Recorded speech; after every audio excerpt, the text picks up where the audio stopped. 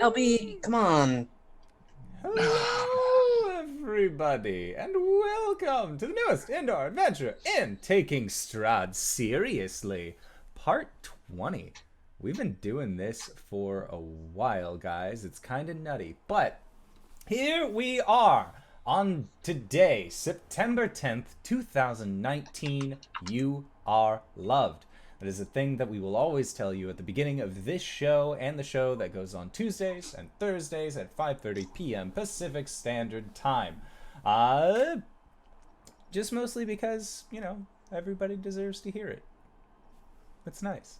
Other things to remember, because I already said when we do these shows, is that we have a merch store. So if you go to bit.ly/adventure merch, you can pick yourself up something nice, possibly a poster, a t-shirt, a mug, a sweatshirt. We got all sorts of stuff, but if you are interested in any of the things that we offer on our in our current merch store, I would suggest acting now. We are going to be moving over to Teespring because it is a little bit cheaper and offers a variety of prints and other things. So that means that anything that is currently in our merch store is a limited edition item that will never see print again in the way that it is currently being delivered. So if that kind of thing interests you, act now. Otherwise, hey, if this is your first time tuning into the show, hello and welcome. We put the VODs to this game, as well as the audio casts of our VODs, up on to our YouTube, or pretty much any place where you can find audio casts. It's going to be all under the same name of Indoor Adventures. And if you already support us on YouTube and Twitch, but you're looking for another way to support us, consider checking out our Patreon at patreon.com/indooradventures, where you can get access to our after show called Nights in the Courtyard, where we answer questions not only from each other, but also from you guys. So if you have any questions for us during this game, please feel free to pose them in the side chat, or possibly go and join our Discord, which doesn't have a /Indoor Adventures link, but is linked below wherever you are listening, watching, viewing this in some form or fashion. And you can ask us questions there. With that, that is all of my spiel. So, RJ, who are you playing tonight? Hello, everybody. I'm RJ, and I'm playing Bartholomew, the human ranger blood hunter. Hello, I'm LBHackEmUp, and I'm playing Silme, the half-elf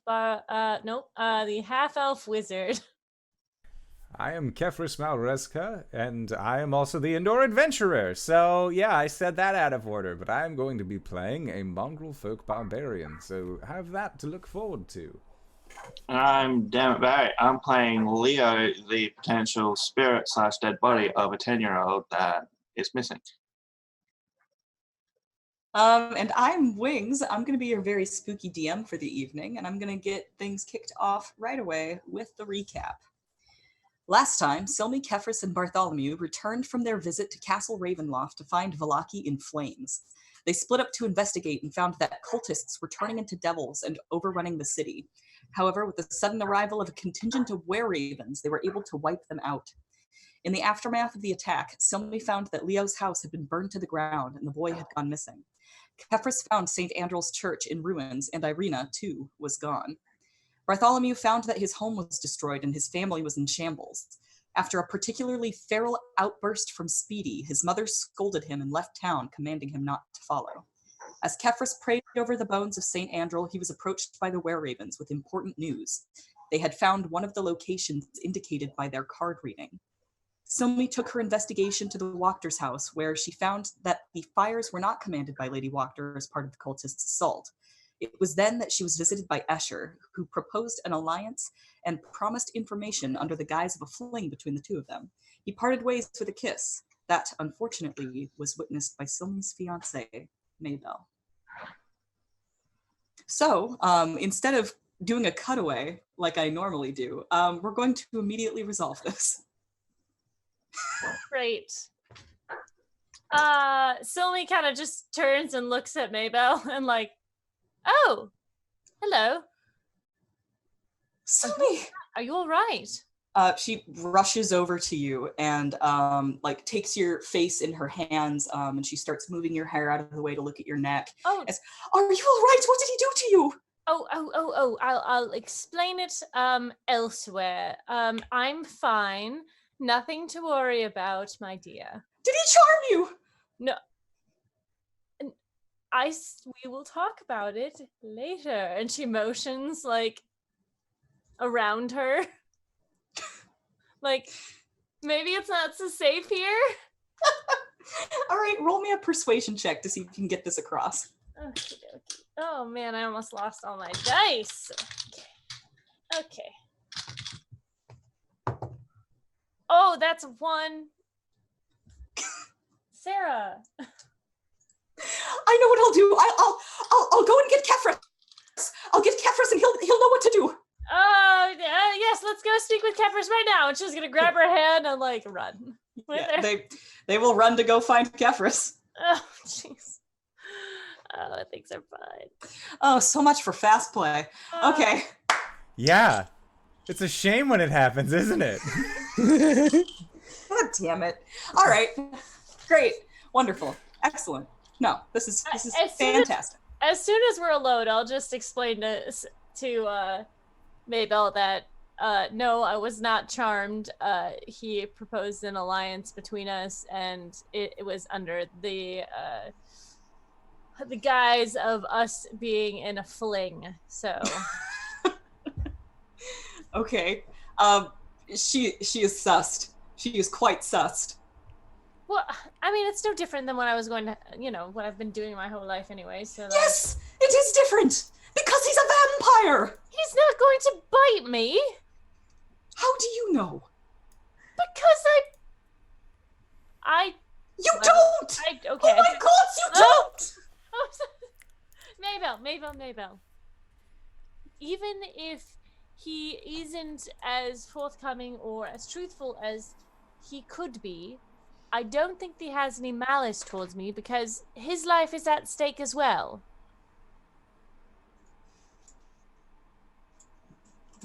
I don't feel good about this, Silme. Plus, if he turns me, I can just reverse curse on myself. It's not a curse. It's kind of a curse. No. No, it's not, Silme. It's death. Well, you're dead and you're fine.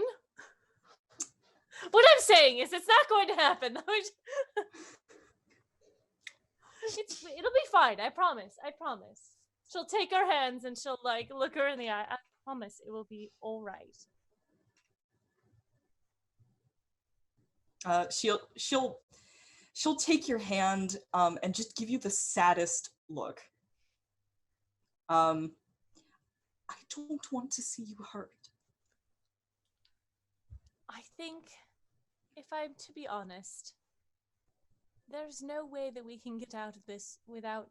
I mean, she kind of motions to herself in her singed clothing, like, it's going to happen.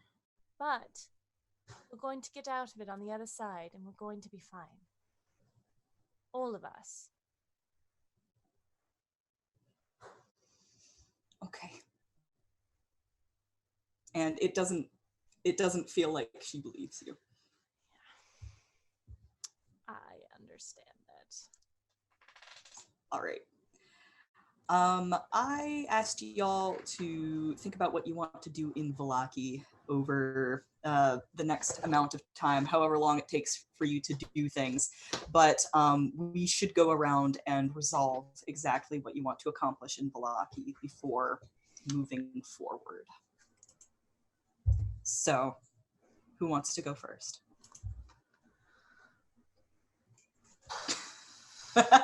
Steven! Sure. What shall Kefris be doing here? Well, Kefris has already asked the ravens to search for Indiro, so that's good. Other than that, he was planning on... There is no Burgomaster.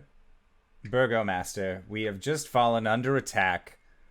He is going to go around and round up all of the most important peoples that he can and see if he can make like an emergency council to figure out what to do with Vallaki right now, because there might be people coming from Barovia. We're going to have a refugee situation on our hands. We have a bunch of empty houses. We need to figure out how best, like, what areas of town to essentially quarter them in and what to do with them in that time. Okay. I think Bartholomew will sit in on that meeting as well. Oh, almost certainly. I mean, because... as far as Kefris is concerned, you're head of the hunting guild, so... Because Fershi would want to be there, but he literally cannot speak without hacking up a lung at this moment. So it is decided that it would be best for him not to make an appearance, just because people seeing him in that state would be detrimental to morale. I believe Bartholomew would have called his peers to the meeting and instructed them, like, Boris and Yanka, get some people together. Boris, you take the north and western part of town. Yanka, east and south. If it doesn't look like us, if it doesn't look like a were-raven, make sure it doesn't hit our border. They're going to be refugees, so keep an eye out on them. He's going to ask Soldar if he could actually go scout Barovia. No, don't go into the town, but like... Or is he not there? I think Soldar was the one who died. No, Yevgeny died. Was it Yevgeny who died? It was Yevgeny. Okay, Soldar's fine then.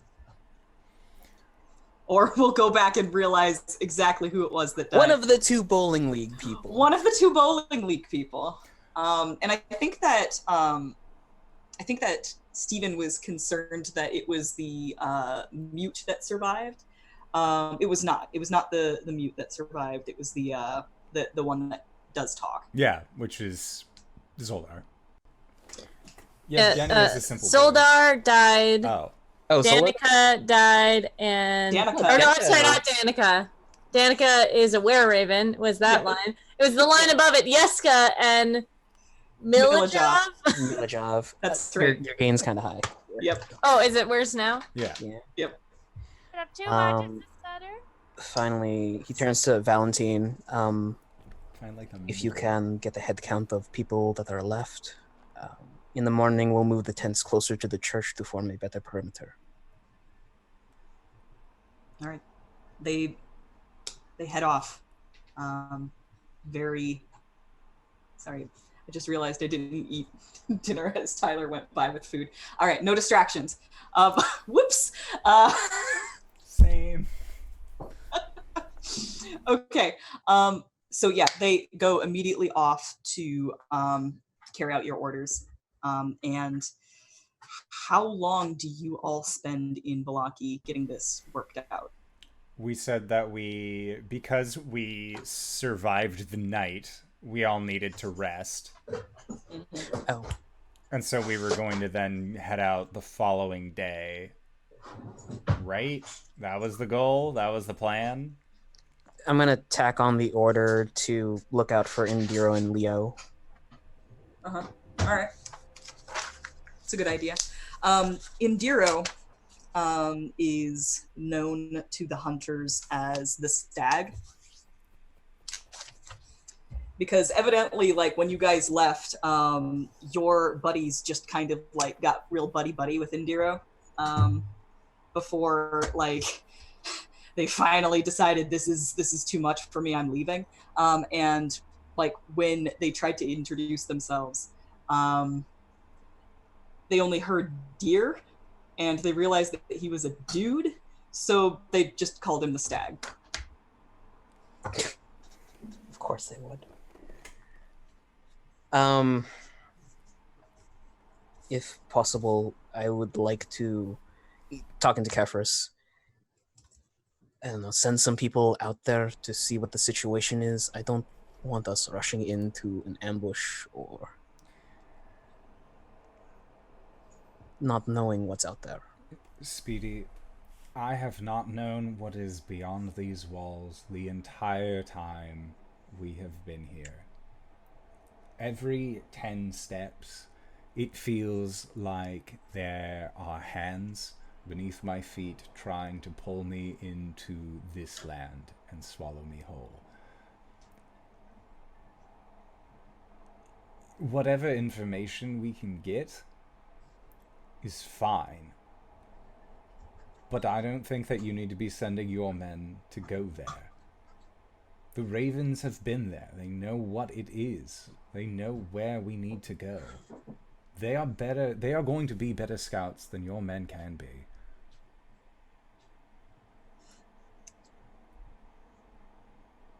Have the Ravens told us, like, any information on the hill at current, or are they going there now? They can have a meeting with you guys if you want to ask some questions about what they've discovered there. Speedy will nod his head. All right, Kefris, we'll move tomorrow morning. I think that would be wise. The longer that we stay here, the worse things are going to become. Not just for the people here, but everywhere that isn't protected, everywhere that we cannot go. Things are going to get worse, and they're going to keep getting worse until we can finally make sure this land is protected. Right. I have something to do today, but I will see you in the morning. Speedy. Mm. In your opinion, how important is a burgomaster really? A burgomaster is a village's leadership, but right now we don't have one. No, we have... It's not that we don't have a burgomaster. I don't think that we need one. We have everybody who's important in this town right here. Each one of them represents something different, something important to the town. We can discuss this. Do you need a town guard? No, you have the hunters. That's basically you. You're sending your hunters out to go and check on people.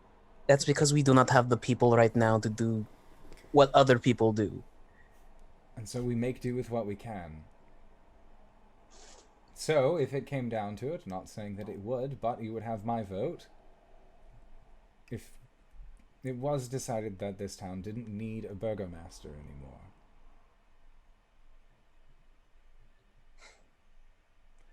The people here are voiceless, Speedy. At least by providing them some sort of democracy, if possible, at least everybody will feel like they have a voice still. I mean, there isn't going to be much competition, so whatever works right now will work. It's all right. I just wanted to be able to tell you. At least for now.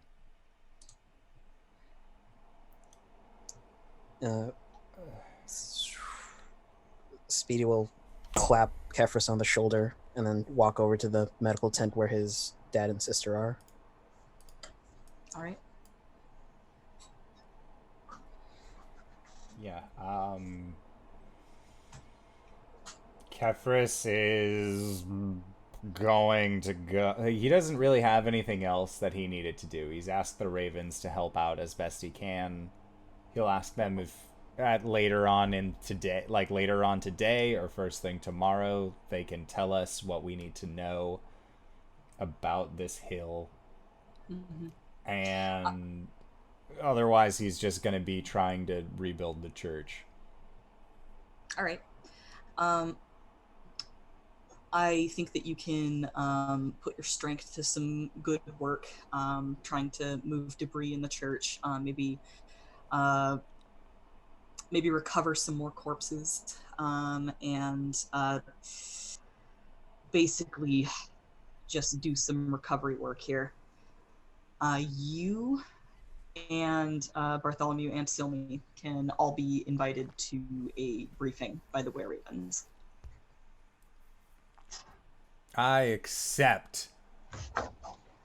And I think this will be like a last thing that people do in the evening before, like the night before you guys decide to head out.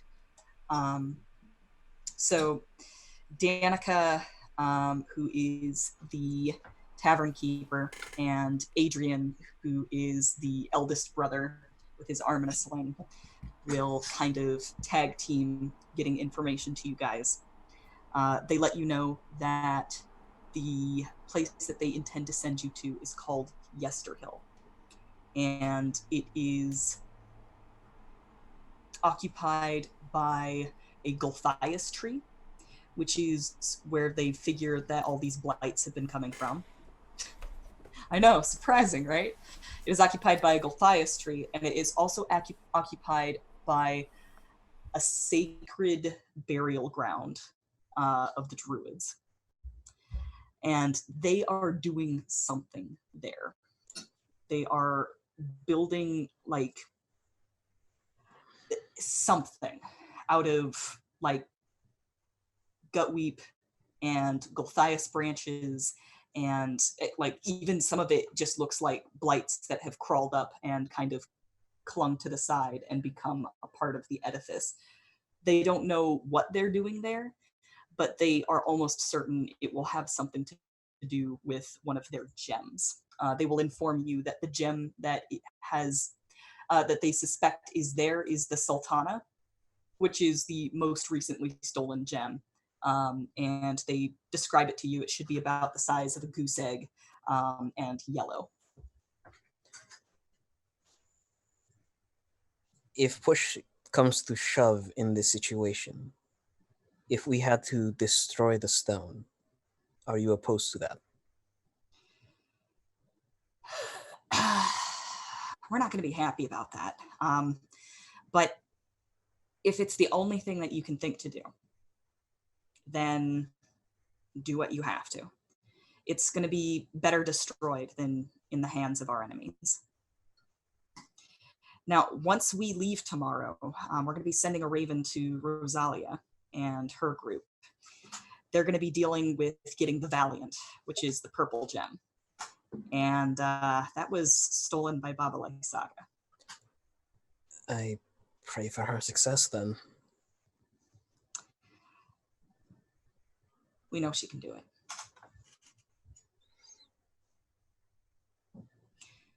But once we commit to doing this, we can't go back on it, because Rosalia is going to head over to Vallaki Saga, and as soon as she knows that we're making a move, she is going to warn the Druids, and we can't have that. We're kind of relying on surprise here. We'll hit them at the same time. That's smart. Yes. Do you know how many druids we're dealing with exactly? All of them. Great.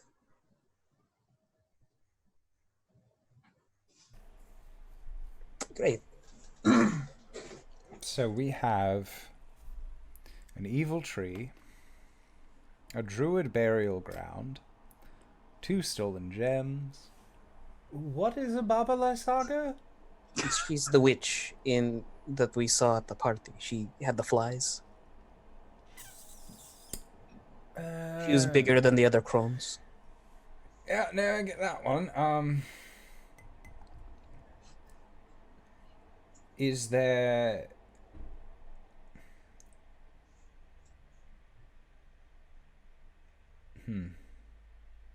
So, if we go in, how are we going to let our friends know when it's time to strike? We're going to send a raven as soon as we leave today. I see. I mean, tomorrow. It's the night before. Yes. It could be very late in the evening and feel like the same day, but it's not. Is there anything that we should be aware of? Would fire do anything good, or would it turn out poorly?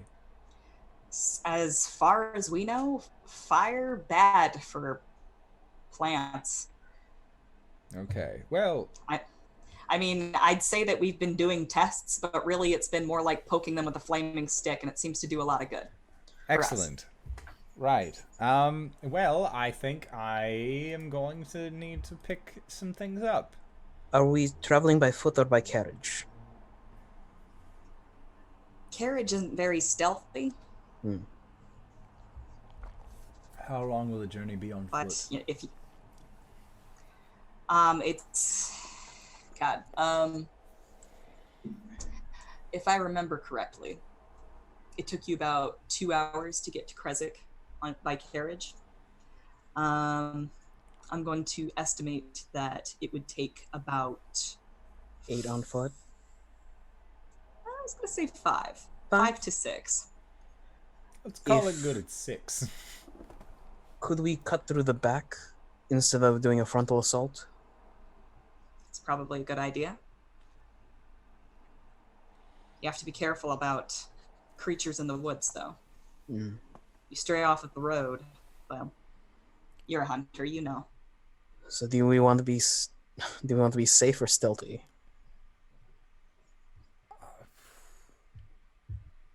I mean... Safe is a relative term in Barovia.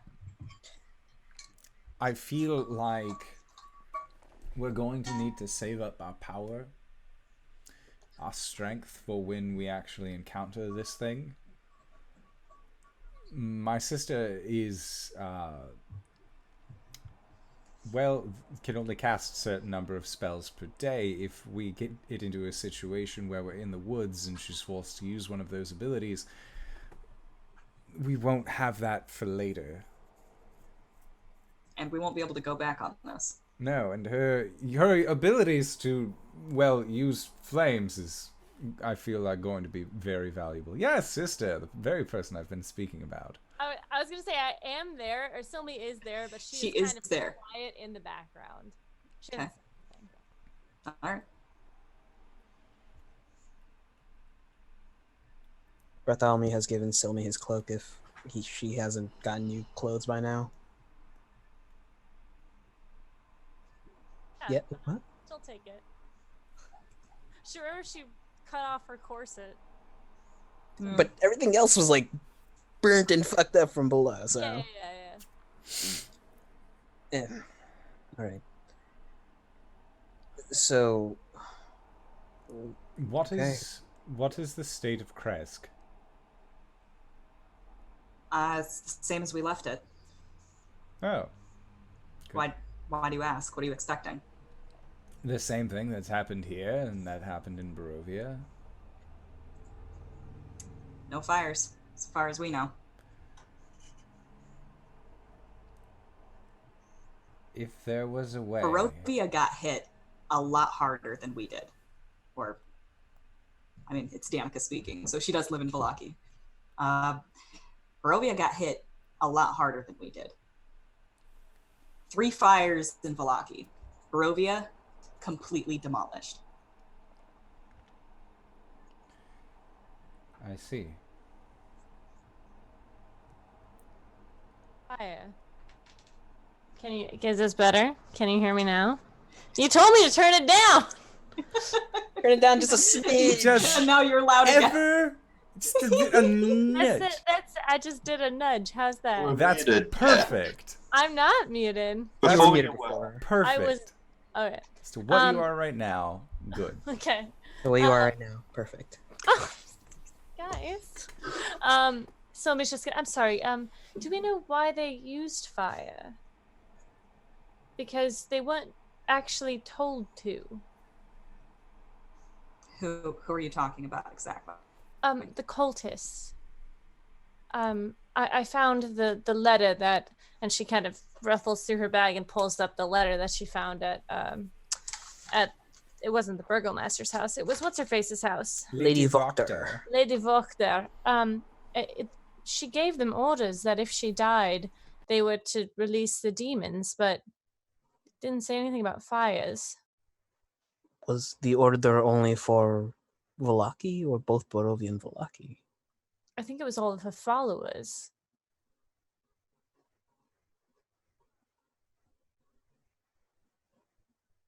Maybe someone just got overzealous. I mean, our informants suspect that Lady Wachter is working apart from Strahd. Yes. But do you think that it was the cultists' choice to do this, or did someone else sweep in and attack while we were out on purpose? We don't know. All right. She'll just kind of sit back. How many of you are healers? I know basic first aid. All right. Danica will walk over to a little chest, pop it open, and she will pull out 3 what looks like wine bottles, and she kind of swishes them around, and you can see the telltale shimmer of healing potions. Solid. And she will hand each one of you a greater potion of healing. Fuck. If D&D Beyond would load my manage equipment page, I can add it. Oh, is D&D Beyond just shitting the bed right now? Greater? Greater. It's the next one up from potion. Yeah. Was there anything else during this they wanted to share? Uh-oh. Uh-oh. Did Danae forget anything is the better question. The answer is very likely. Probably. Probably. I think we've got it. We've got it pretty good. Danica and Adrian are going to be accompanying you there. And they will bring some ravens with them.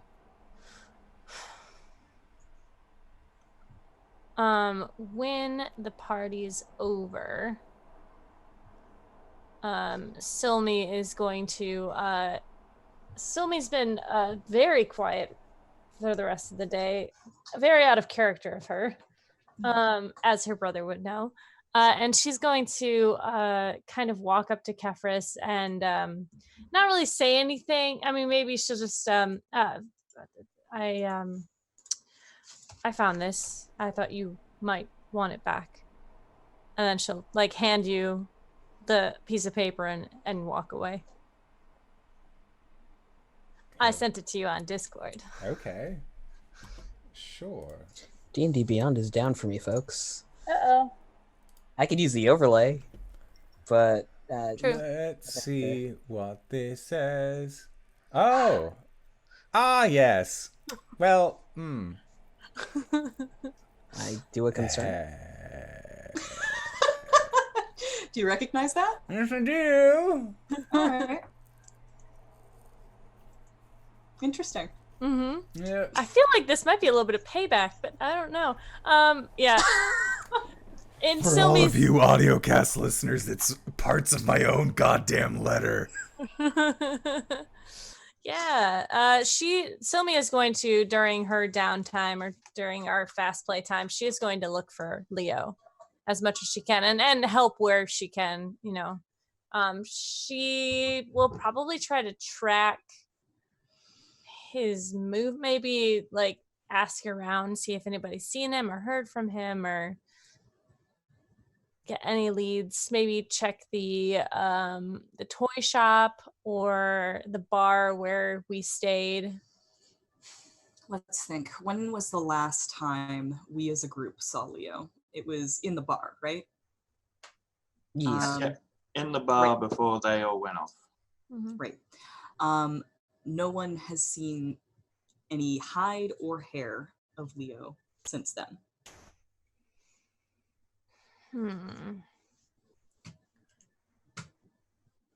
Well, since we have the night,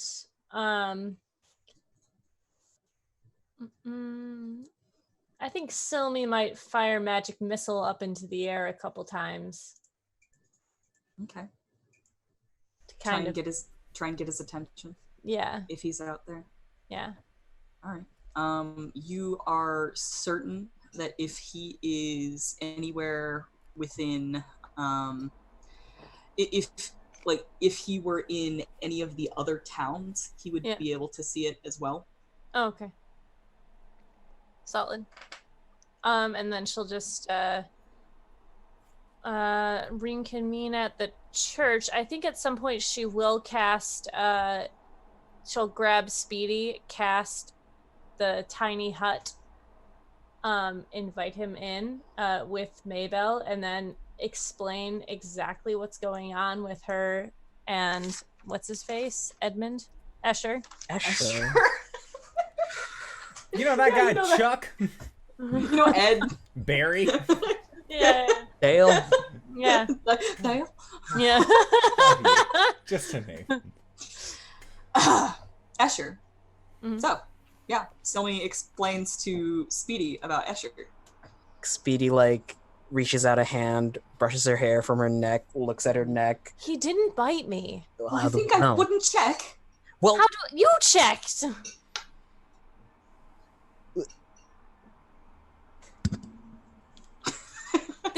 This is a perfect opportunity to get more knowledge about Strahd. We don't know everything about her, and we need to know what she's capable of, what hurts her, if we're going to take her down. I know that we need information on Strahd. I don't think that dealing with a vampire who works under Strahd is the best idea to get said information. And how would you suggest that we do it? Because if we cannot get back into the castle without her permission, or without the permission of someone who lives there. I doubt we can get into her castle without her knowing it's her castle and there's magic bullshit around it. And if she believes that I am in a relationship with him, or I have a fling with him, or whatever it is, and I come to the castle, I can break down the barrier without suspicion. And you don't think your involvement in this operation is not gonna go unnoticed? You're gonna go to a fucking tree in the middle of nowhere to get a stone from some bad druids who are probably doing this under her orders. What I'm saying is we need more information. This is how we're going to get it. It's better than kidnapping a vampire and torturing for it. I could do that with a better conscience than letting you work with a vampire. It's just another being. I live with the devil. Like, this is not that bad.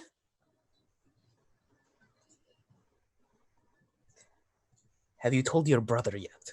No. You should tell your brother. I'm going to, but I don't want to speak to him right now. Silme, you're playing a very dangerous game. I am aware of the risks. But if I get hurt, if I don't put myself in danger and everyone in this country stays under this tyrant's rule, I can't forgive myself for that. One person's life in danger is better than everyone's.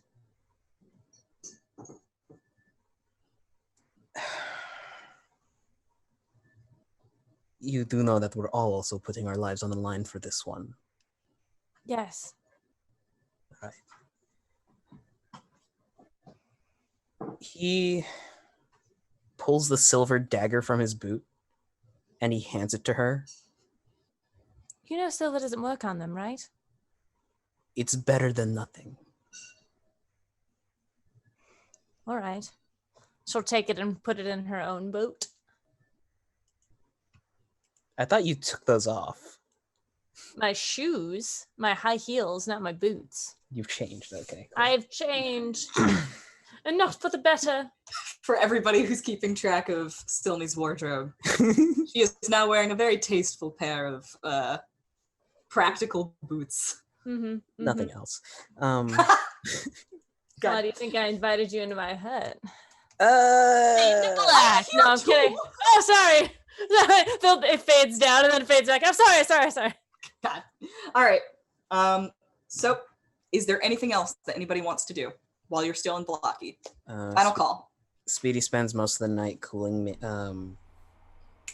Myrtle's wounds. Okay. I am going to be taking stock of the changes that have happened to my body as I do every evening. Mm-hmm. Yeah. No, you look a lot different.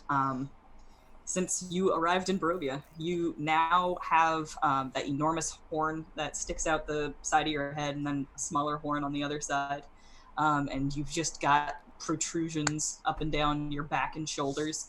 And you have actually gotten to the point where there are scales visible at all times on the side of your face. Cool.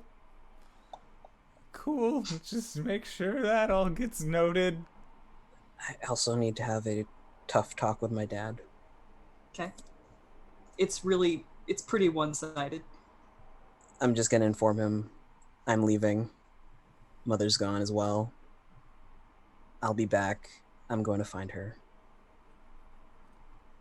When you talk about her mother, he is able to croak out, "She hunts with vengeance." I'm going to find her quickly then.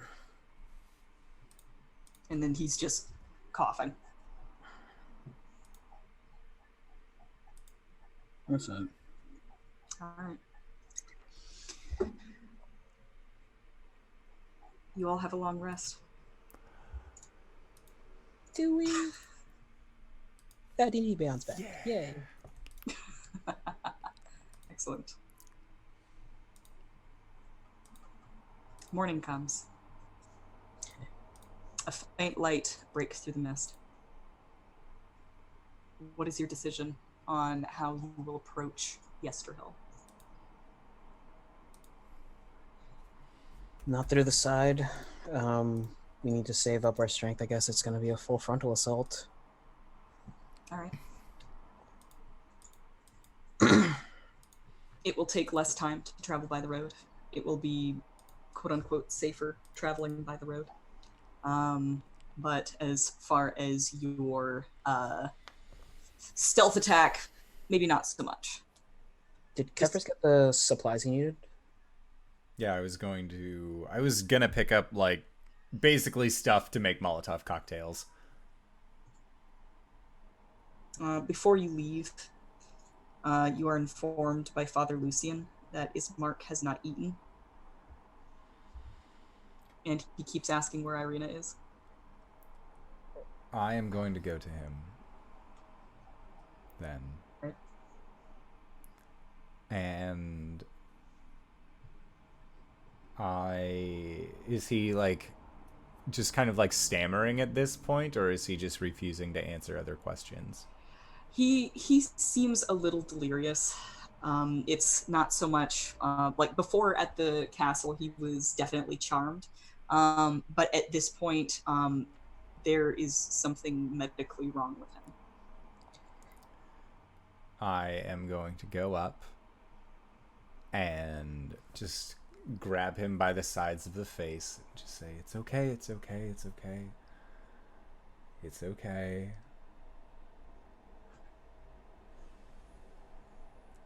Okay.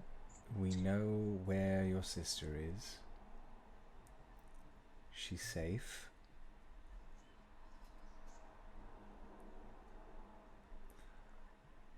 Please get some rest.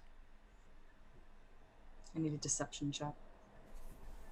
Could I assist? Okay. I figure we're all kind of standing around. God bless it. Okay, that is an 18. Ooh. 18. All right. He seems to calm down, but his face is clammy. And Kefris will hand him the potion of greater healing that he just got. Okay.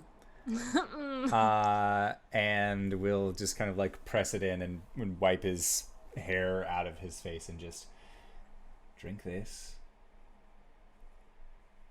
This will help you feel better. Kefris, she took something from him. I'm wondering if it's a piece of his mind.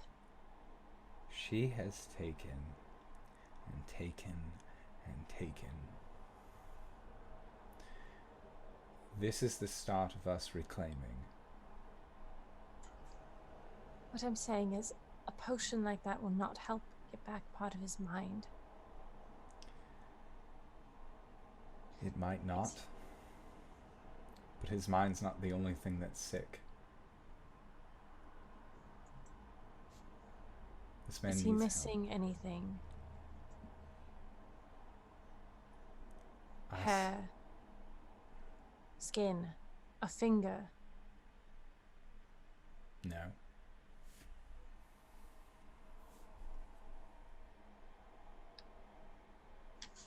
Strahd took Edgar, tortured him for information, and took one of his fingers. We should be wary of him. Perhaps leave him behind.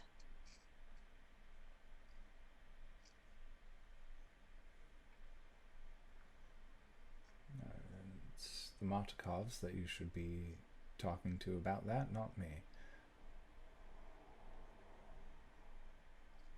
Right. She'll push off the door frame and turn and walk. I'm gonna hand Kefris the potion of healing that I have. It's not the greater one, it's the lesser one. And Alright. I'm just gonna tell him the last person I want to bury is going to be Strahd. So stay alive. Thank you, Speedy. But I already have one. And he will just, like, politely push it back to you. Great, I have to add that back. Amazing. I'm fine. Speedy's been trying to bum that goddamn potion. I've been off onto trying to get somebody. rid of this goddamn thing. Take it already. Somebody take it, please! Speedy! That's Oh, really... Bellevue. I think I'm going to break my contract with you and your sister. How do you figure? Well, if I were to go with you on this adventure, I'd have to charge double. And you don't charge friends, so...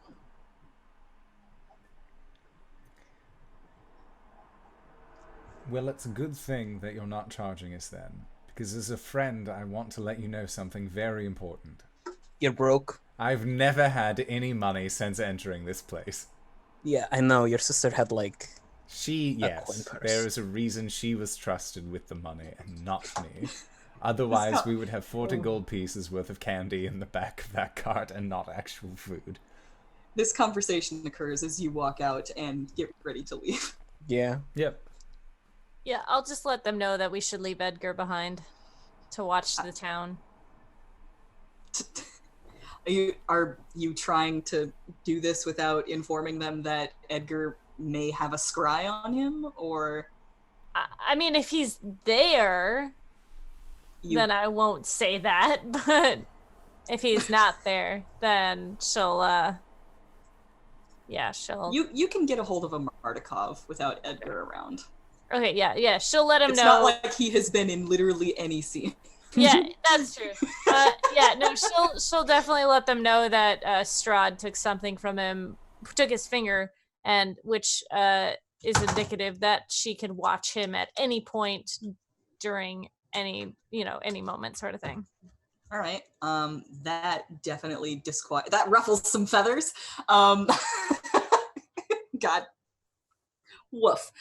They they resolve to do something about that. Cool. All right. You guys are going to head out. Are you taking the carriage or are you walking? Walking. Walking. All right. Maybelle suggests taking on her owl form if there is going to be fighting. fighting. Yeah, owl. If that's what she's comfortable with, we could do something else, just so you know. What would you recommend? Well, Can she turn into like an owlbear or something? no, Perhaps a very good-looking man? well, I feel like that was, a dig, but, would you prefer to be an owl, a snake, a hawk, lizard? Do you want to be in the sky or close? Owl's got flyby, so Solid. I see her being more useful as an owl. All right. Owls have flyby, so I see myself being more useful as an owl. All right, if that's what you wish. We're having this conversation next to Speedy and Mr. Pepper. Speedy, why do you have a nosebleed there? I don't know. It's like blood hunters are connected somehow. Oof. All right. When one bleeds, we all bleed. We all bleed together. Wait, does that mean I have to do it too? I mean, you could if we ever see Ghost again. Let's continue. Let's. So Maybelle shall be an owl. Just so that you know, the way that we're going to rule that is that she will resolve her turn immediately after yours. Mm-hmm. Just so that we don't have to like roll her into initiative and then I have to get your attention twice. Sure. So let's do this. You guys hit the road. What is the journey like? Or is this a like solemn, quiet procession? What is your marching order? I'm sorry, I asked whether or not you took the carriage and I didn't listen to the answer. No, we didn't. We walked. You decided to walk. Okay. I would like a marching order, please. It would be Speedy in the front. He disappears from time to time to like scout out the area ahead. Comes back. All right. Cool. That's fine. Yeah, I'd be making sure that I'm there in case anything happens to my sister. And I assume that the were-ravens are all in raven form, just kind of flying above. Yep. They're keeping an eye on you. All right. Keeping an eye out for you.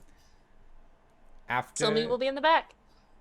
I was going to say, after about an hour of just walking in silence, Kefris is going to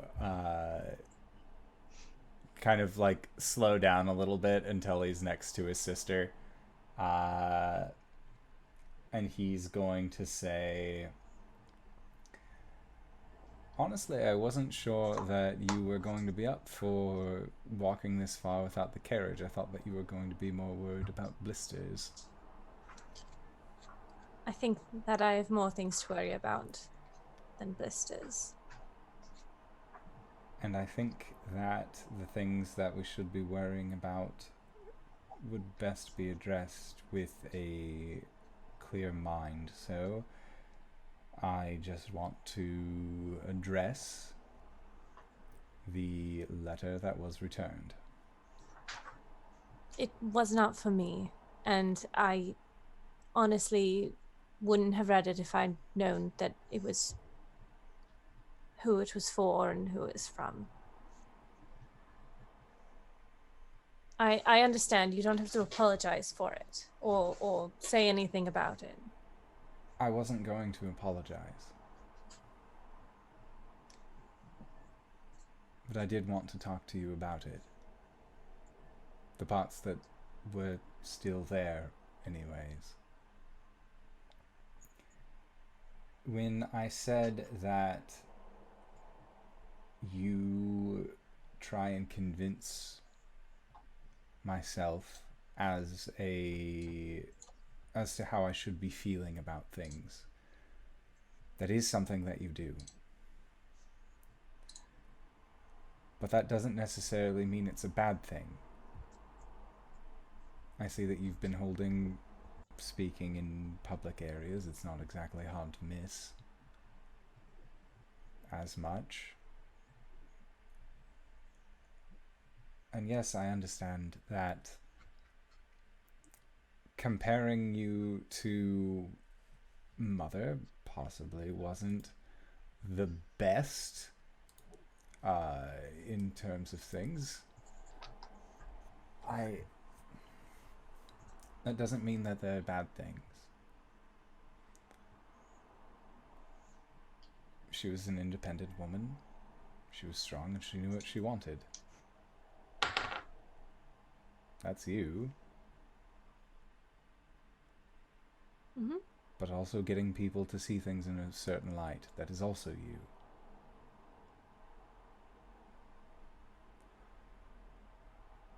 And that has helped save me while I've been here.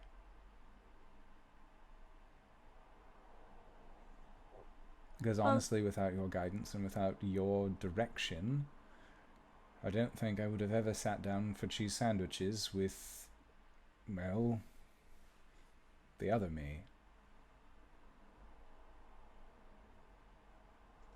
Well, good. I'm glad that I could help. You do in more ways than you know. But just remember, we're still family. Mm-hmm. But you're still my friend. Of course. There is something I want to tell you, but I don't think now's a good time. But Speaking of not being a good time, Speedy, Hi. I imagine that this conversation is happening at some point when you have scouted ahead. Oh, yes. You are keeping an ear out, maybe even keeping a nose out for anything. At this point, you are on the same road that you saw the swarms of bats on before, on your way back to Vallaki from Krezik, and it is eerily empty at this point. No animals, no insects of any sort. Just kind of bereft of any sort of life or unlife for that matter. But as you are thinking about that and thinking about how it's too quiet, you hear the telltale snap of a twig. He flicks over to where the snap is, pulls out his crossbow, and he's about to fire, but he just waits to see who it is first. Mm-hmm. You see a pair of eyes that is flashing in the way that a predator's does in the dark.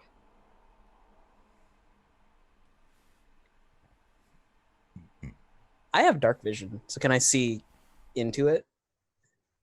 Yes. When you squint and try to get a closer look, the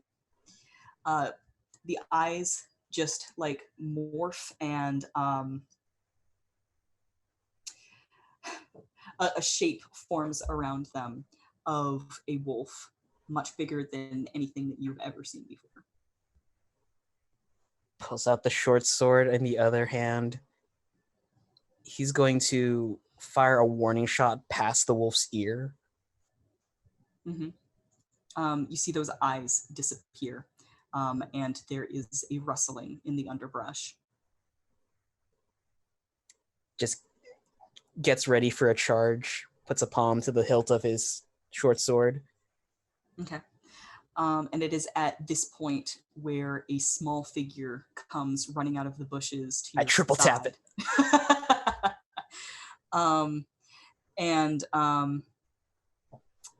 Leo, Yes. you are running for your life. He comes running out of the bushes, in raucous terror, and he will trip and land in front of you, and you will look down and see that where his hair used to be black with a little bit of white streak through it, it is completely stark white, and he is hotly pursued by a couple of dire wolves. Everyone roll initiative. Leo's just going to look up at Speedy and go, "That is not darts."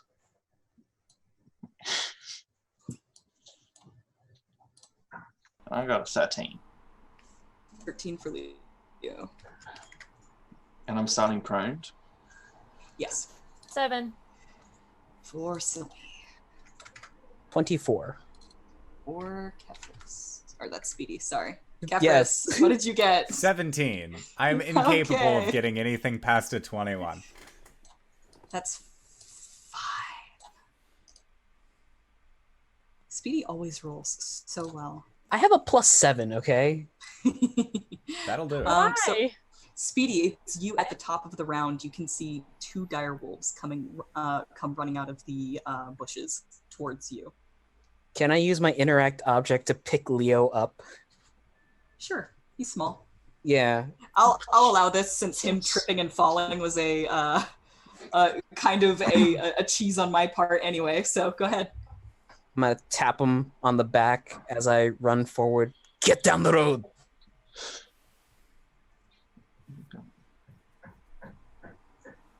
And then And he's going to aim his crossbow at one of the dire wolves and triple tap it.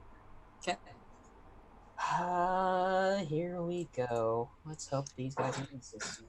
These wolves are they have foam flecked mouths. They are the size of bears. 21 for the first hit. That'll hit. Natural 20 on the second. Are you focusing on one or are you Focusing on spreading this out? one. Okay. Focusing on one. And a 16 for the third. Yes. 2 and a D8. Oh, no, what is separate? Oh, the second one gets doubled. So that is 10.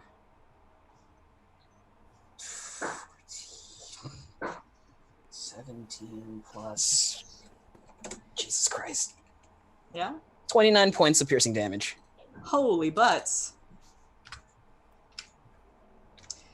All right. You watch these bolts sink into it's 3 bolts that you get to shoot, right? On the first round, it's 3 bolts. On the first round, it's 3 bolts. All right.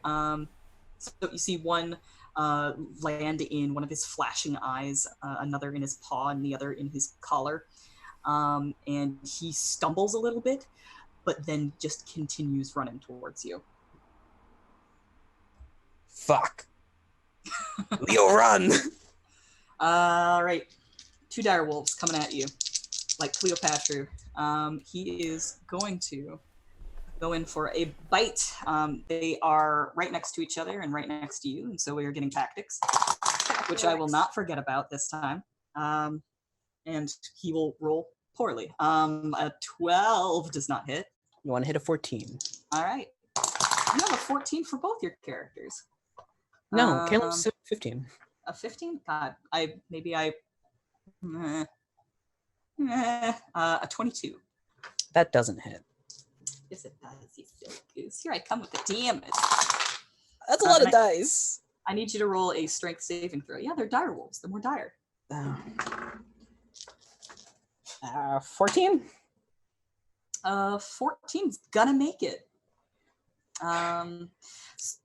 So one guy is gonna snap at your foot and you'll dart out of the way. And the second guy is gonna just like put his big, huge paws up on your shoulders and dig into your arm as you hold it up to prevent him from getting your face.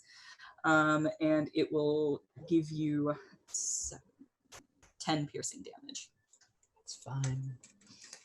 And that is it for their turn. Kefris, you can hear a commotion up ahead. And something that sounds an awful lot like Bartholomew yelling, "Leo, go get the others." I can't hear you. Yes. Okay, go ahead. And I will, I'll look towards where the commotion is.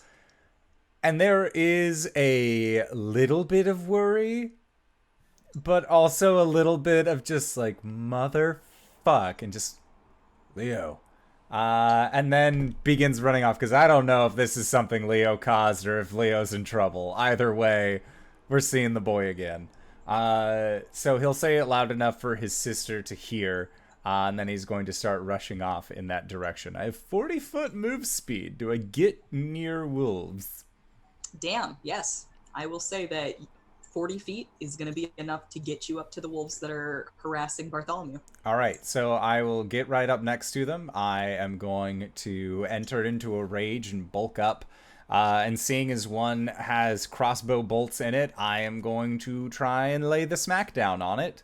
And I am going to be reckless in my attack. Reckless. I'm glad that I did. So a 23 to hit. Yes, absolutely. Okay. So then that means... How much damage do you do? We'll find out. So that is going to be a total of 10 points of bludgeoning damage and then 4 points of radiant damage. All right, how do you kill this guy? As I am rushing up and I enter into my rage, I kind of crouch down as I skid in and then bring my maul upwards in an upswing and just catch it underneath the chin. And just sort of bat it into the other one. And then while that one is kind of off kilter as well, Kefris is then going to continue his reckless attack and try and smack down on this bad boy as well. That's a natural 20. Nice! Blomp, blomp, blomp, blomp, blomp, blomp, blomp. Which, with a maul, means I swing with 4d6, which is pretty good. Let's see it. Oh, that's slightly disappointing. That is only 15 points of bludgeoning damage. Okay. That's still a number. Any radiant on top of that? No, radiant is only only for the get that. first thing that I hit. Yep. All right. Anything else for you, Kefris? No, that was my bonus action and my attack actions. All right, 2 more wolves are going to come running out of the bushes. Oh boy. One is going to go for Speedy, one is going to go for Kefris. So first one's on Speedy.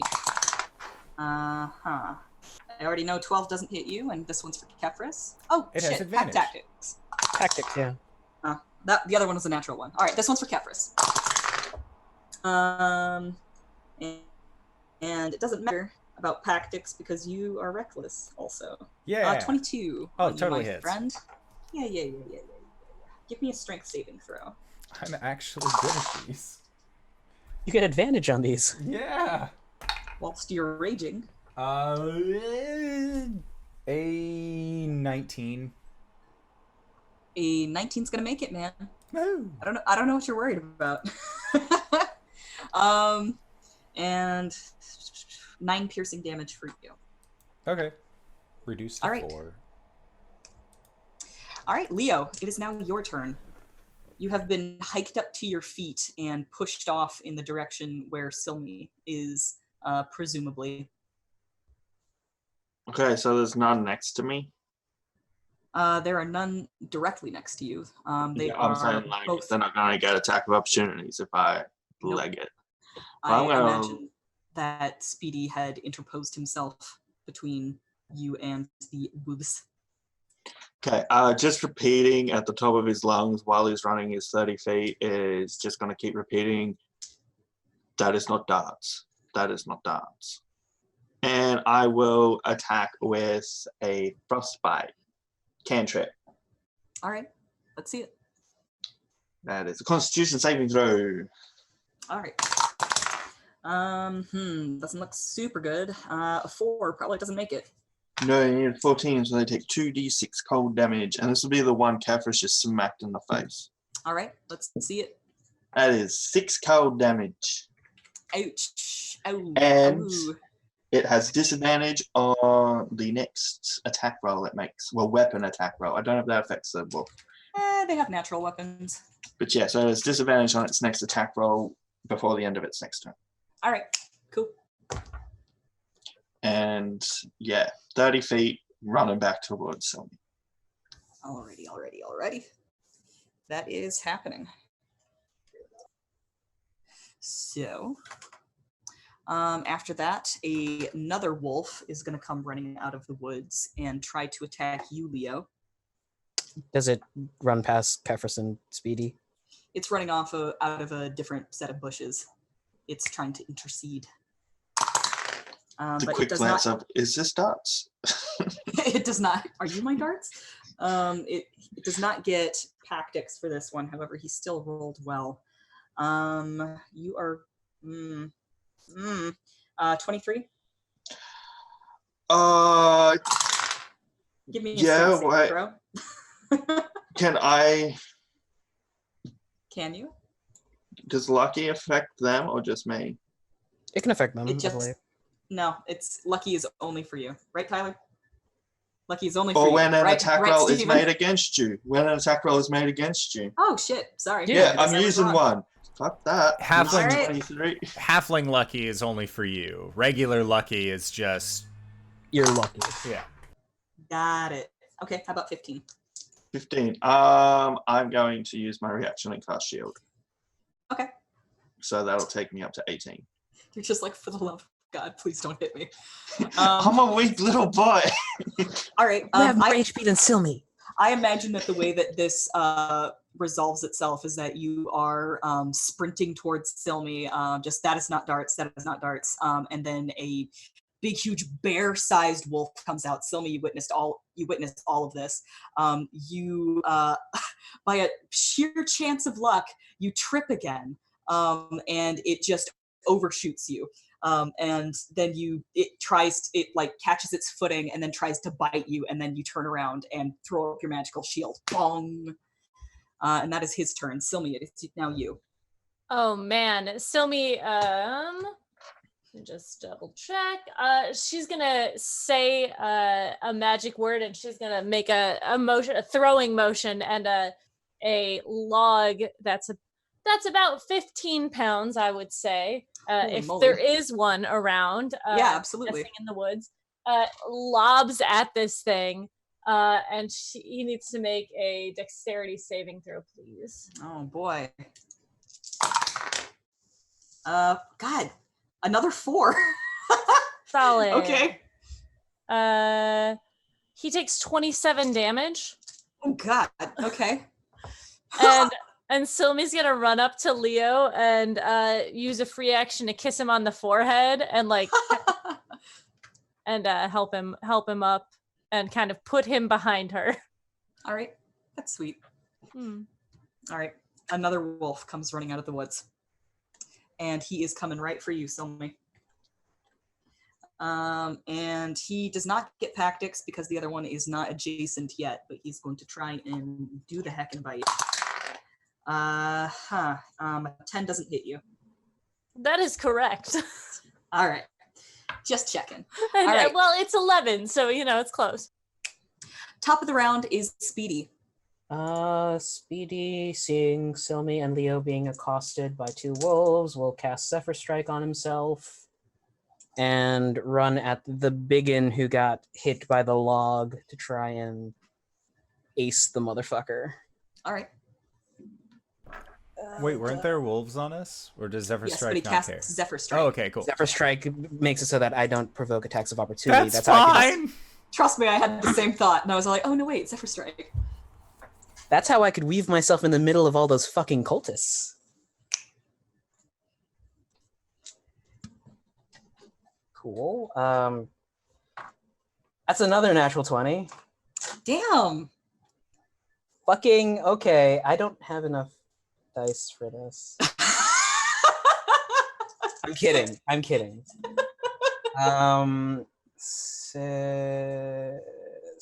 10 points of piercing damage.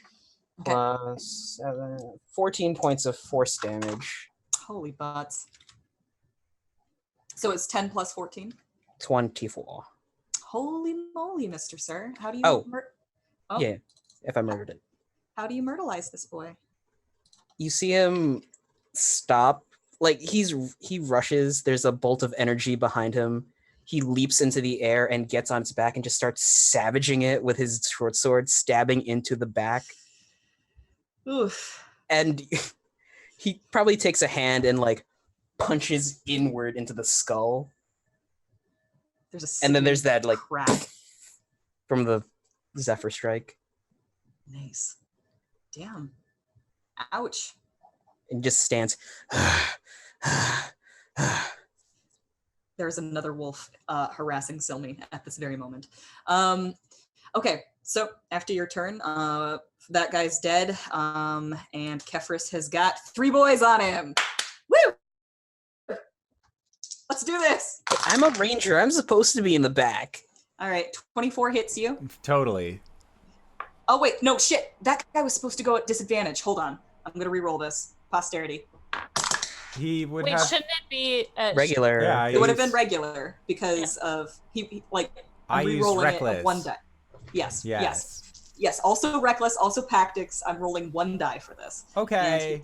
And he got an 11, which would hit Silme, but not you. Yay. All right, Kefris, it is now your turn.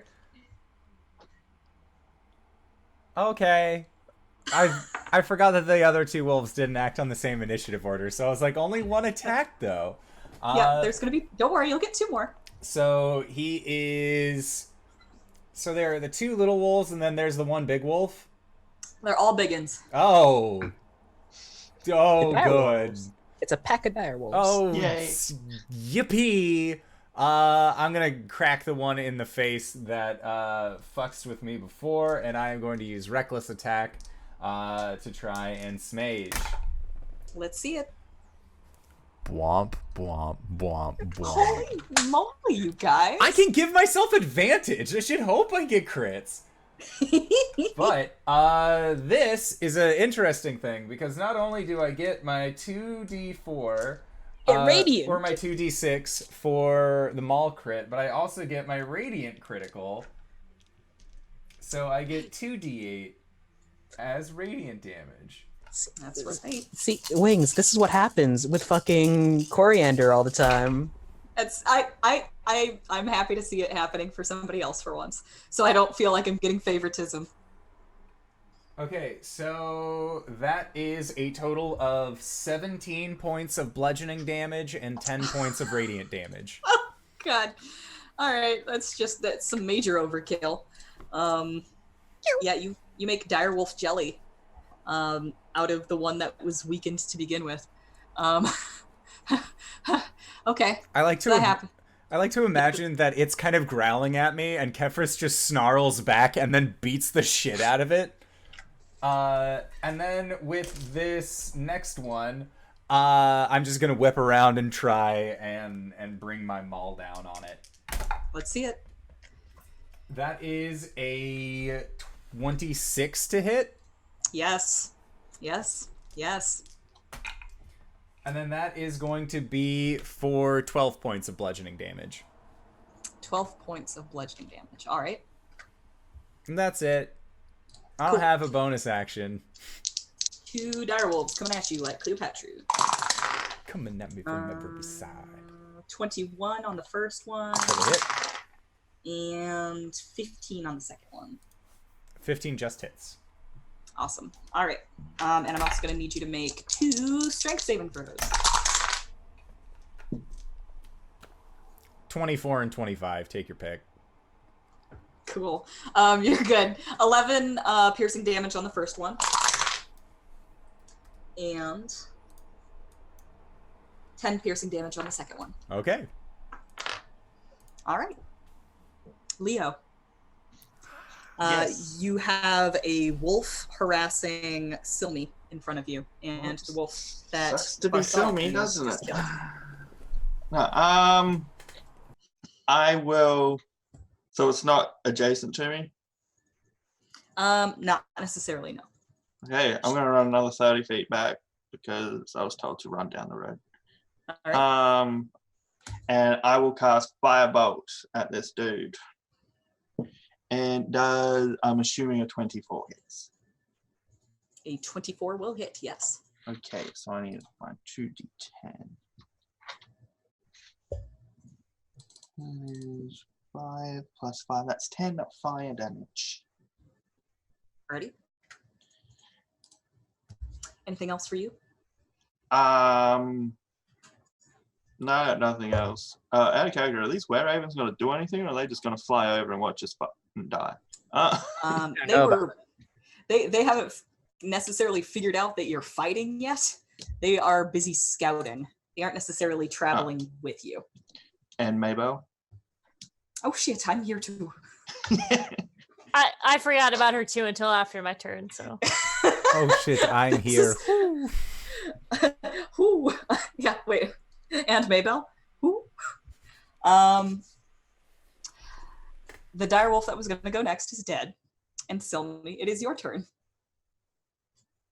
Are these the wolves that have come out so far?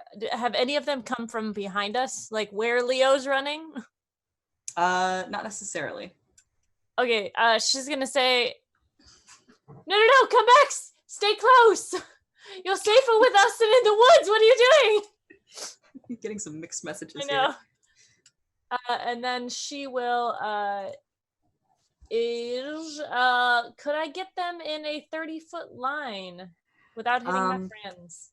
Well, you have one wolf with you in the road, and then there are 3 wolves harassing Kefris off in the bushes. So you would have to run off the road and go deal with those guys, and like provoke or whatever. Okay. What I'm saying is that you don't necessarily have line of sight on those wolves. Yeah. Is Kefris within 30 feet of me? Or one of the wolves that is attacking him? Yes. Okay, she's gonna cast, wait.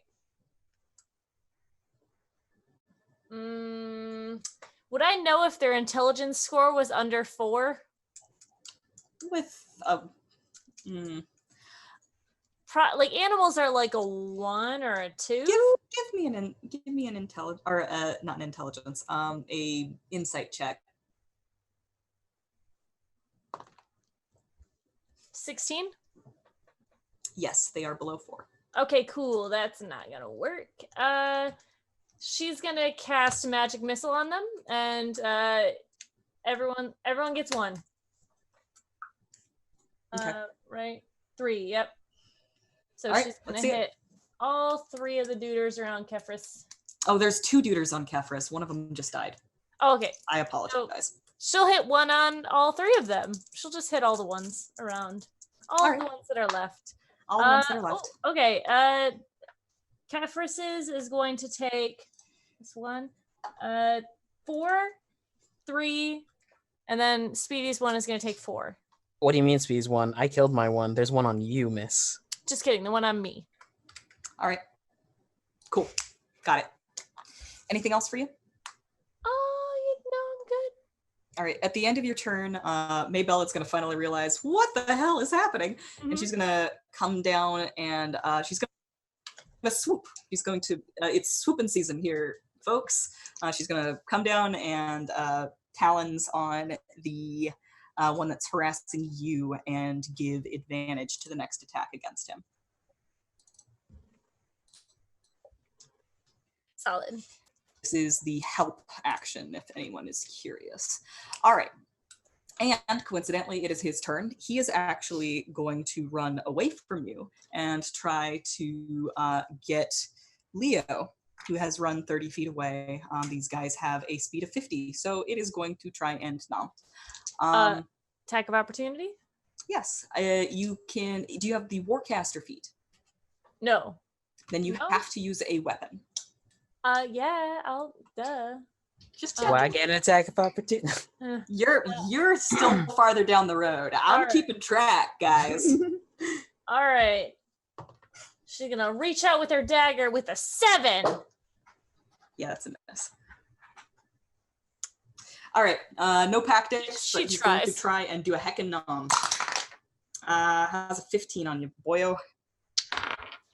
I'll let that hit. You'll let that one hit? Yeah. All right, that's going to be 9 piercing damage. And give me a strength saving throw. Really? I got little noodle arms. I got 8 for my strengths. So would that make with what I roll and my saving throw, that is a 10. Cool. You are knocked prone. This enormous bear-sized wolf just comes running at you. I think that he grabs you by the foot and then just kind of like pulls you back, and then plants a huge paw on your back, and he gets ready to dig in. Oh, big mistake, buddy. All right, Speedy, it is you. Quickly, with his crossbow hand, aims down the road, double taps. 14 plus 9 is 23, and then a 17 plus 9 is 26. Yeah, it totally hits. And you also have advantage on this attack, so... I thought Silme did a reaction. Oh, shit. Did you use advantage on that opportunity attack? No. Then just, well, it's the next one that hits. No, it's Oh, not. it's the next one that hits? No, it's not. She didn't use it, so here, go ahead and have it. Yeah. Yeah, no, please. Please, you take it. I was going to say it wouldn't make sense if you got advantage to the next one who hits, because you have to roll with advantage to find that out. I realized that as I was saying it. It was all like, you realize how much of DMing is just bullshit. No, that's the wrong thing that I'm looking at. Sorry. I'm looking at the wrong fucking thing. 20 points of piercing damage. Ouch! Okay, it's dead. It's dead. It's dead. Cool. I'm using the dice we got at Gen Con from that one table, and it rolled an 11. Wings. Really? Wings. The one that always rolled an 11? Yes. Interesting. The two dice that always rolled an 11, I took from Wings, and I handed her mine. You monster. My 11sies. All right, it's dead. You killed it. Thanks. And then Speedy gets up with a huff and then starts running back towards Kefris. All right. Leo, that wolf just flumps down on top of you. You're buried under fur and meat. All right. Do you have anything else that you can do on your turn? Speedy? As a free action, I cry. Okay. Sounds wonderful. Kefris, it's your turn. Crying is always a free action, but that's not what I'm doing this turn. I'm going to reckless attack and beat the shit out of this wolf. I hope I beat the shit out of this wolf. Does a 14 hit? Yes. Oh, thank God. So, that is, for a total of 11 points of bludgeoning and 4 radiant. Alrighty. He's still hanging on. All right, He's then that means looking rough. He gets the second hits. That's a 13. 13 does not hit. Oh boy. And with that, their AC was revealed. Well, It's a 25. that's all I'm gonna do. I did not hit, so I am going to position myself and just kind of like roar at them back to see if I can get them to pay more attention to me than my friends. Did you happen to reckless that time? Yes, I did. All right, just checking. I know they're still practicing, but I need to keep track of these things, so I do. 15? Oh yeah, that'll hit. All right. And... Ooh, I know a 23 hits. Go ahead and roll me 2 strength saving throws. Boy. Oh, boy! That's a 17 and a 26. All right, you're good. 9 piercing damage on the first one, and 8 piercing damage on the second one. Okay. Leo, you're alive, miraculously. Okay, I had that wolf exactly where I wanted it. Okay.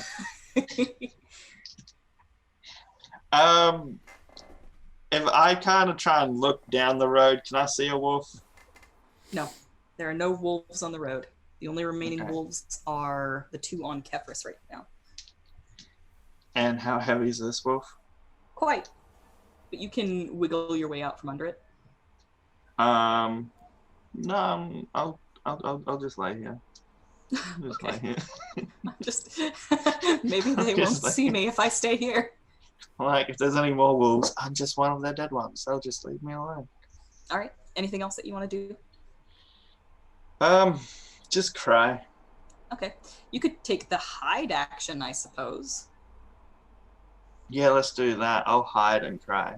roll me a stealth check, please. Oh yeah, I'm good at these. And then I roll a 2, so that makes it an 8.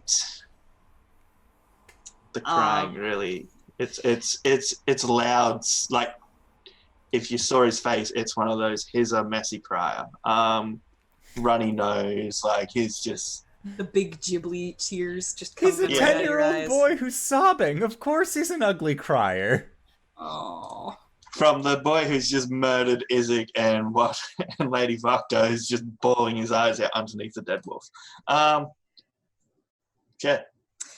I mean, dogs are scary, man. They get your kids. Dogs are amazing. I mean, they're amazing, but like until they come after your kids. All right. Okay. That happens. It is now Silme. Just rescuing kittens who rolled off the bed and, Oh, and embraced. It was so cute. They were playing together and they just rolled off the bed. It's not a high bed. Silme's Can gonna run. confirm. Yeah, Silme. She's gonna run over to the wolf that's on top of Leo, and she's going to try and remove it from him. Okay. You want to give me a strength check? Sure do. Athletics? Same. Yeah.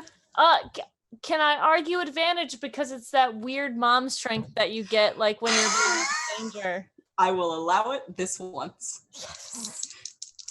Did you see Everybody Silme? gets- She left a truck to save I ro- Leo. I rolled a natural 20.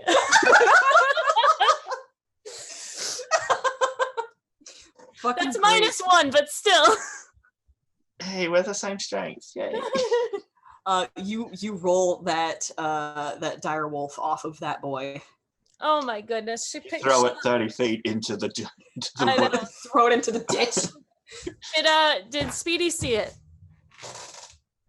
Yeah, he's still out in the road. Solid. Okay. She's not paying attention to that, but she is, but it was very impressive. Then Maybe she's saw just, it. is she impressed? Quite. Does she poof up a little bit? Nice. Okay.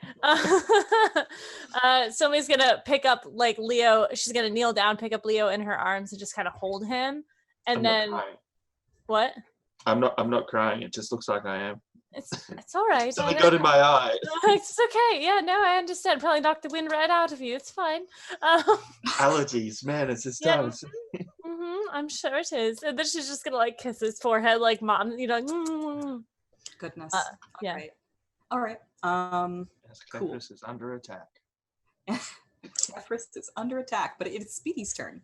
Oh, at the end of Silme's turn, Maybelle is going to come down and harry the less injured looking one. Okay. I'm attacking the injured one just to finish it off. Okay. It's a double tap. A 19 and a 13. 13 doesn't hit. Second one doesn't hit. First one hits. 6 and 4 is 10 points of piercing damage. All right. Dead. He basically, Speedy ducks underneath like Kefris as he's swinging, and he punts the wolf in the chin. Jeez. And the wolf stands up and just shoots it right in the heart, Nice. and then poof, on the back. All right. One remaining wolf. Kefris, it's you. Can't hear you. Don't even... Okay, you don't even need to, but you can. Well, I need to because I give myself advantage when I do. And that's important. You already have advantage because you're hitting it because Maybelle assaulted it. Oh. We had this problem last time. Reckless attack. So Speedy, you like came up underneath Kefris to punt the wolf in the jaw and then shoot it in the chest. Yeah. So I apologize, but Kefris is going to like roll like his back against yours to like carry momentum and then swing upwards on this other wolf. And the only reason I apologize is because I know I have spines and spikes and other protrusions that are on my back. There is a wince, but it's a wince. All right, It's probably like one of those massaging rollers. It kind of feels good for a bit. Like, oh yeah, I actually needed that. Acupuncture, Kefris style. I got a 26 to hit. Hits. Okay, so that is going to be for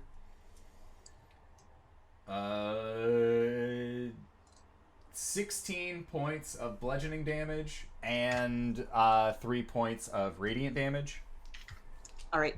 It still lives. Sweet, I have my second attack. Go for it. All right, so that is going to be a 23 to hit. Yes. Wow. I do my minimum of 6. All right. That is not enough. Nope. That's it. No packs, but reckless. So, Darwolf coming in to try and bite you. A 24 will hit. Give me Yes. a strength saving throw. 11 piercing damage. Does a 13 succeed? Barely. Oh boy. And you said 13? I said 11 piercing damage. Yes. Sweet. So this thing is just like frantically foaming at the mouth, and like its eyes are like just bright white moons in its dark fur, and it's just rawr, rawr, rawr, trying to get you. I'm also doing those noises back at it because I wish I could hit this thing harder. All right. Are we counting Leo and Silme as out of combat, or would Leo like to do something about this? Would 30 feet get me in range of seeing this wolf? 30 feet would get you into range, but you are in Silme's arms. Okay, I'm going to try and wiggle out of some of his arms. She'll let And him make go. it 30 feet charge, firebolt. But it's going to use like finger guns and dive and shoot. Just to look cool. And that is a 21. That totally hits. Diving through. That is a 5, and that is a 1. That is 6 fire damage. 6 fire damage. All right. And I'm prone again. How do you smoke this boy? Diving sideways, like Matrix style, just through the legs of It's like whoever's standing in the way.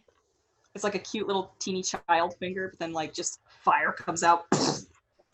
Maybe from like the shadow, my shadow thing, Mm. which All right. looks more cool. Excellent. All right. All the wolves are dead. Oh, Leo, I'm so glad you're all right. What happened? Where'd you go?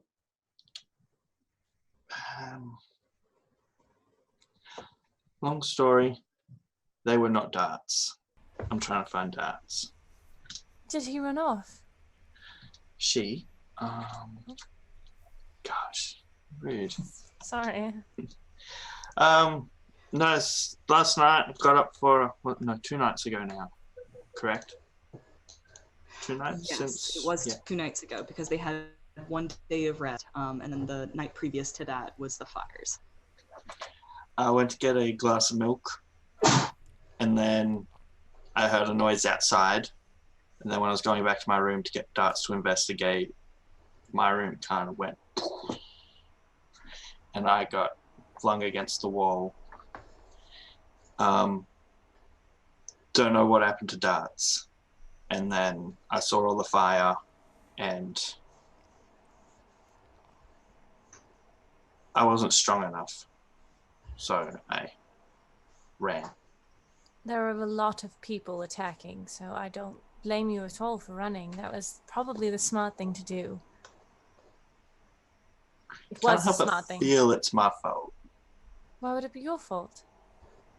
1, not being strong enough, and 2, I did kind of kill 2 people. You did tell me to be careful with my magic, and I'm like, pew, pew. Death to the infidels. Well, to be fair, those people would have died anyways. We were in a situation where it was life or death, and I just want you to be cautious and conscious of what your magic can do and the real consequences behind it. And I'm sorry you had to learn about it this way, but you'll have time to learn.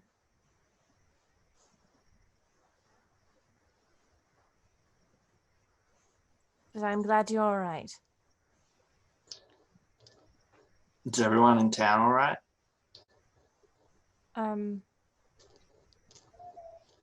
There were 3 fires set. There are a lot of people that were hurt. There were a few people that didn't make it. But for now, we're doing what we can. We're moving forward. We helped those we could, and we're trying to help more. I think there's another animal in the woods. I think that's... Maybell, do you mind? Firebolt. She looks apologetic.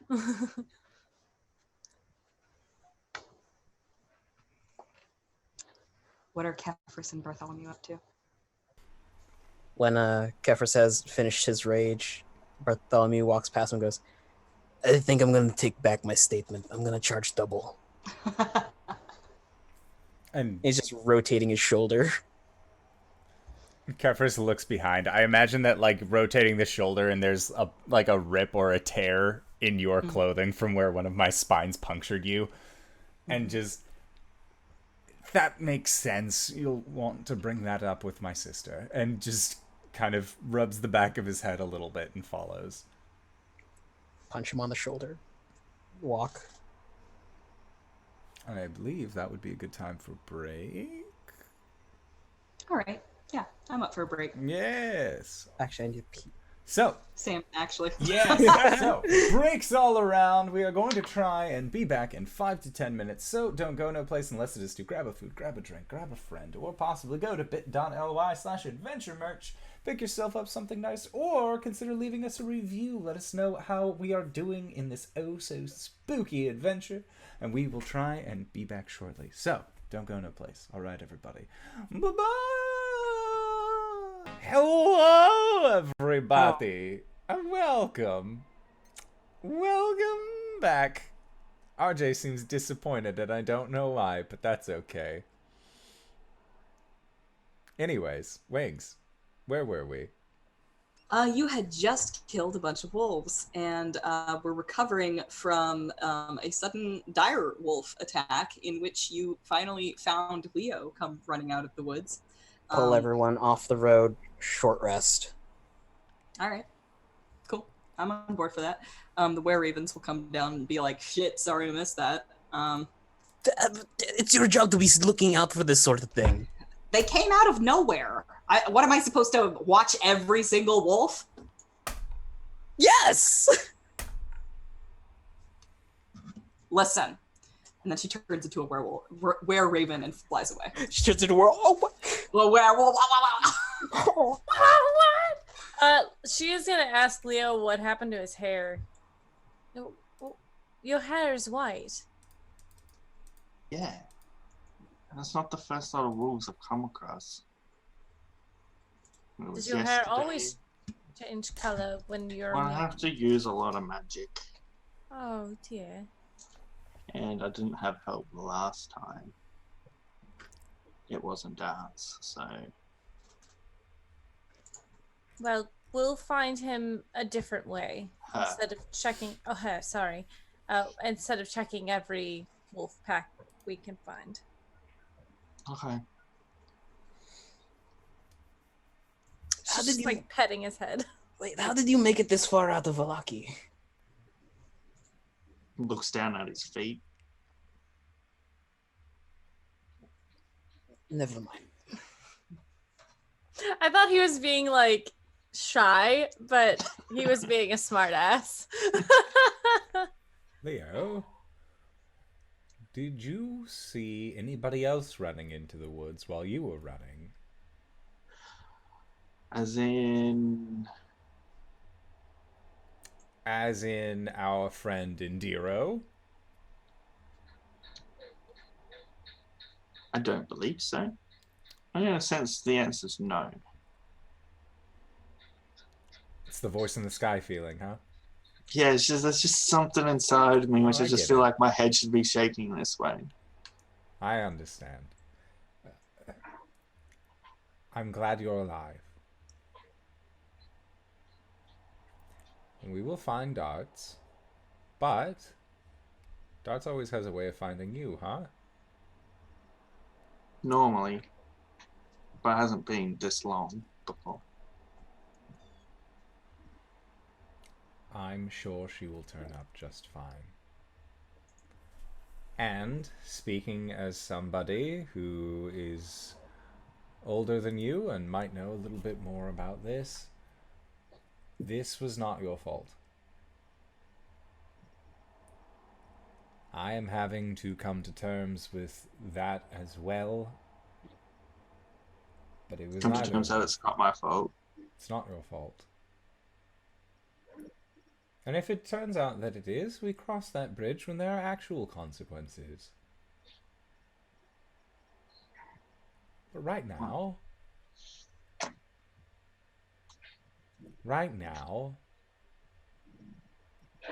you didn't do this.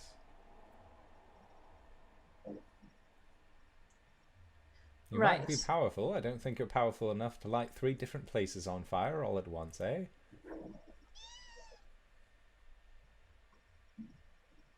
Okay, Mabel, just chill. She's excited to see you, all right? Just squeeing over how cute he is. Yes.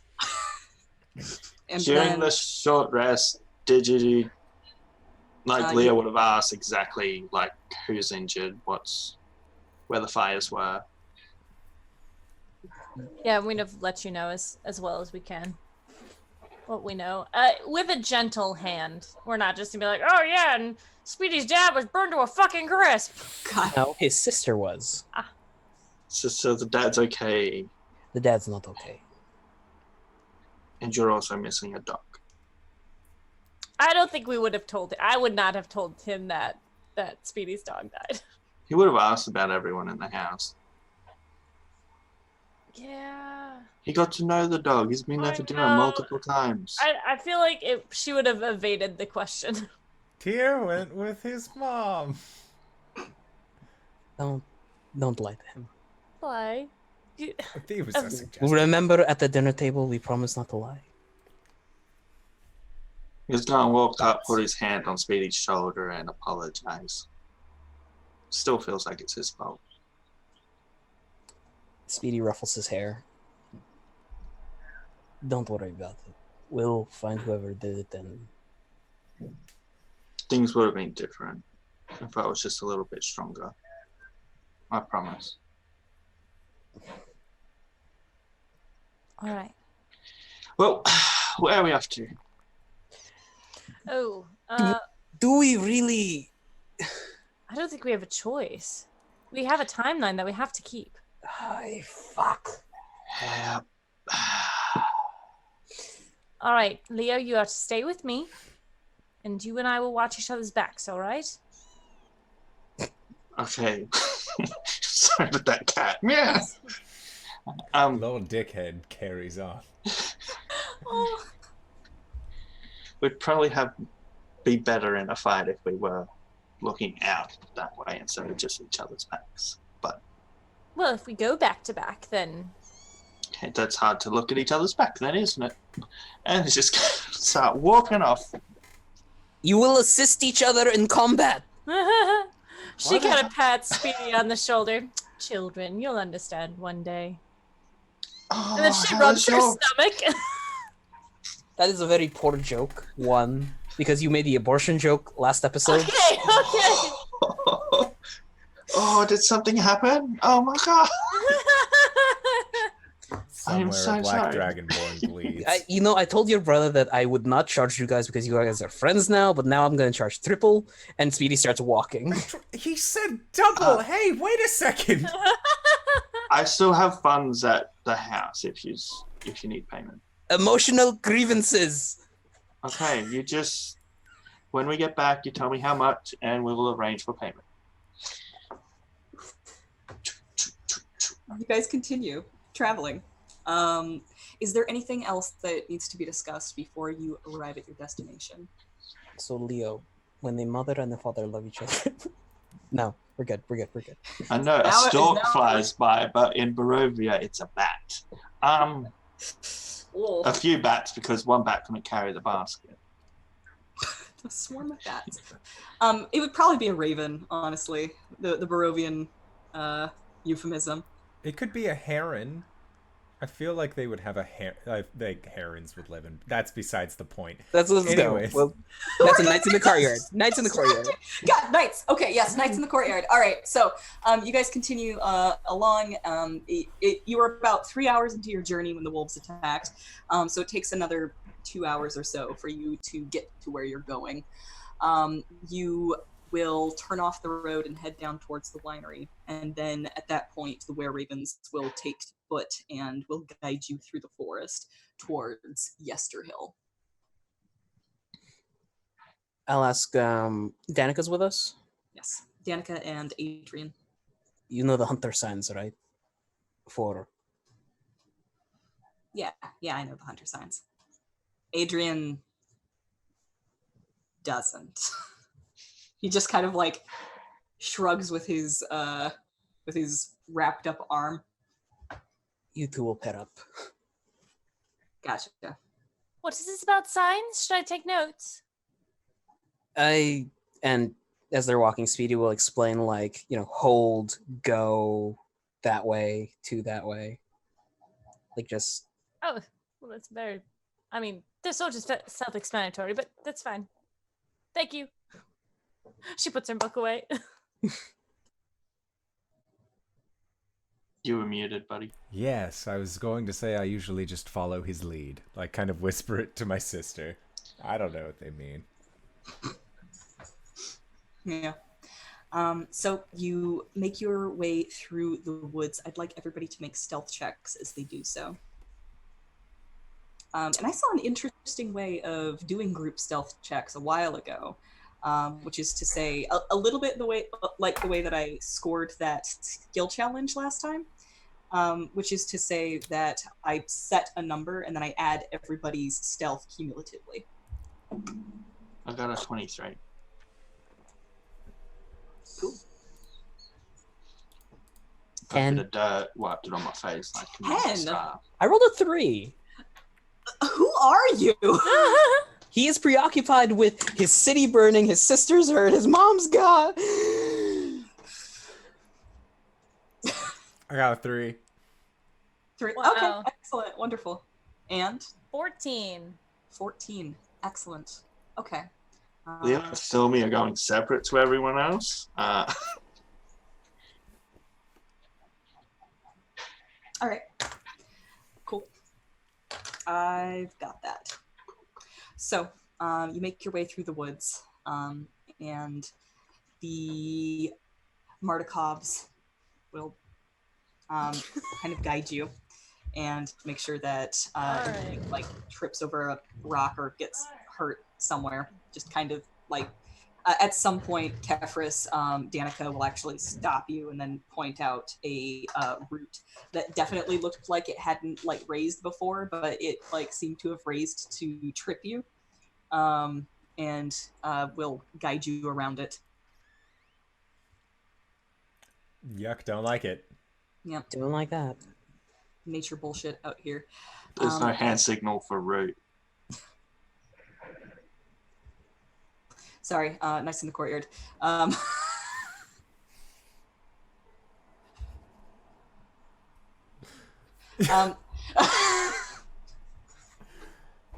This is the episode for gifts. I guess. Eventually, you come to a clearing, and what you see is the trees part, and there is a very, very large clearing. It's a couple 100 feet across. In the center of this clearing is a hill, and off to the left, you can see a wicked-looking tree. It's a little bit behind the hill, but like it's kind of off to the left from where you are entering. And it is enormous. It's bigger than any tree that you've seen before, and it's really wide. Its roots kind of reach out, and you can see the telltale signs of gutweep kind of intermingled within its roots and branches. At the top of the hill, you can see that there is a very old looking structure, which is a wall that surrounds the top of the hill. And you can see some sort of construction kind of poking out from the behind this wall. Now, the hill itself is just dotted with rows upon rows of piled rocks in the shape of a human body. Like, you can, well, I suppose, Speedy, give me a history check. Oh boy, I'm looking at these. No, I'm not. I lied. That's Caleb. I was all like, what?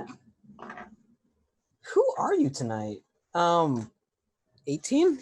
All right, you have heard of these.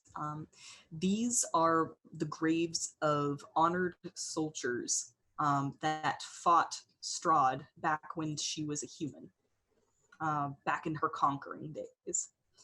Now, I've described the hill and the graves and the wall and the structure and the tree, but these are all of the first things that you guys notice. But as you were moving down here, Speedy, this is a part of Barovia that you have never really been to before. And what you see kind of overlooking all of this is an enormous, thick, roiling wall of fog. And it may remind you of the wall of fog that surrounds Barovia, but this one seems bigger and just feels ancient. And when you look into it, you can see shapes kind of moving around inside of it, like maybe like humanoid figures. Give me a perception check. That is going to be a 25. 25. All right. God. Okay. Speedy, you feel an overwhelming sense of melancholy. God, no! I'm sorry, what did you say? I watched Megamind the other day. I'm sorry. I've been ruined for pronouncing that word forever. You feel an overwhelming sense of melancholy. You feel sad. And you see a castle with white walls and tall spires. Like, you have seen, Castle Ravenloft before. It's the only other castle you've ever seen. But this castle, looking at it, makes you sad. And then you blink and the fog will roil again and that castle is gone. You see Speedy put a hand on his heart for a second and then just shake his head.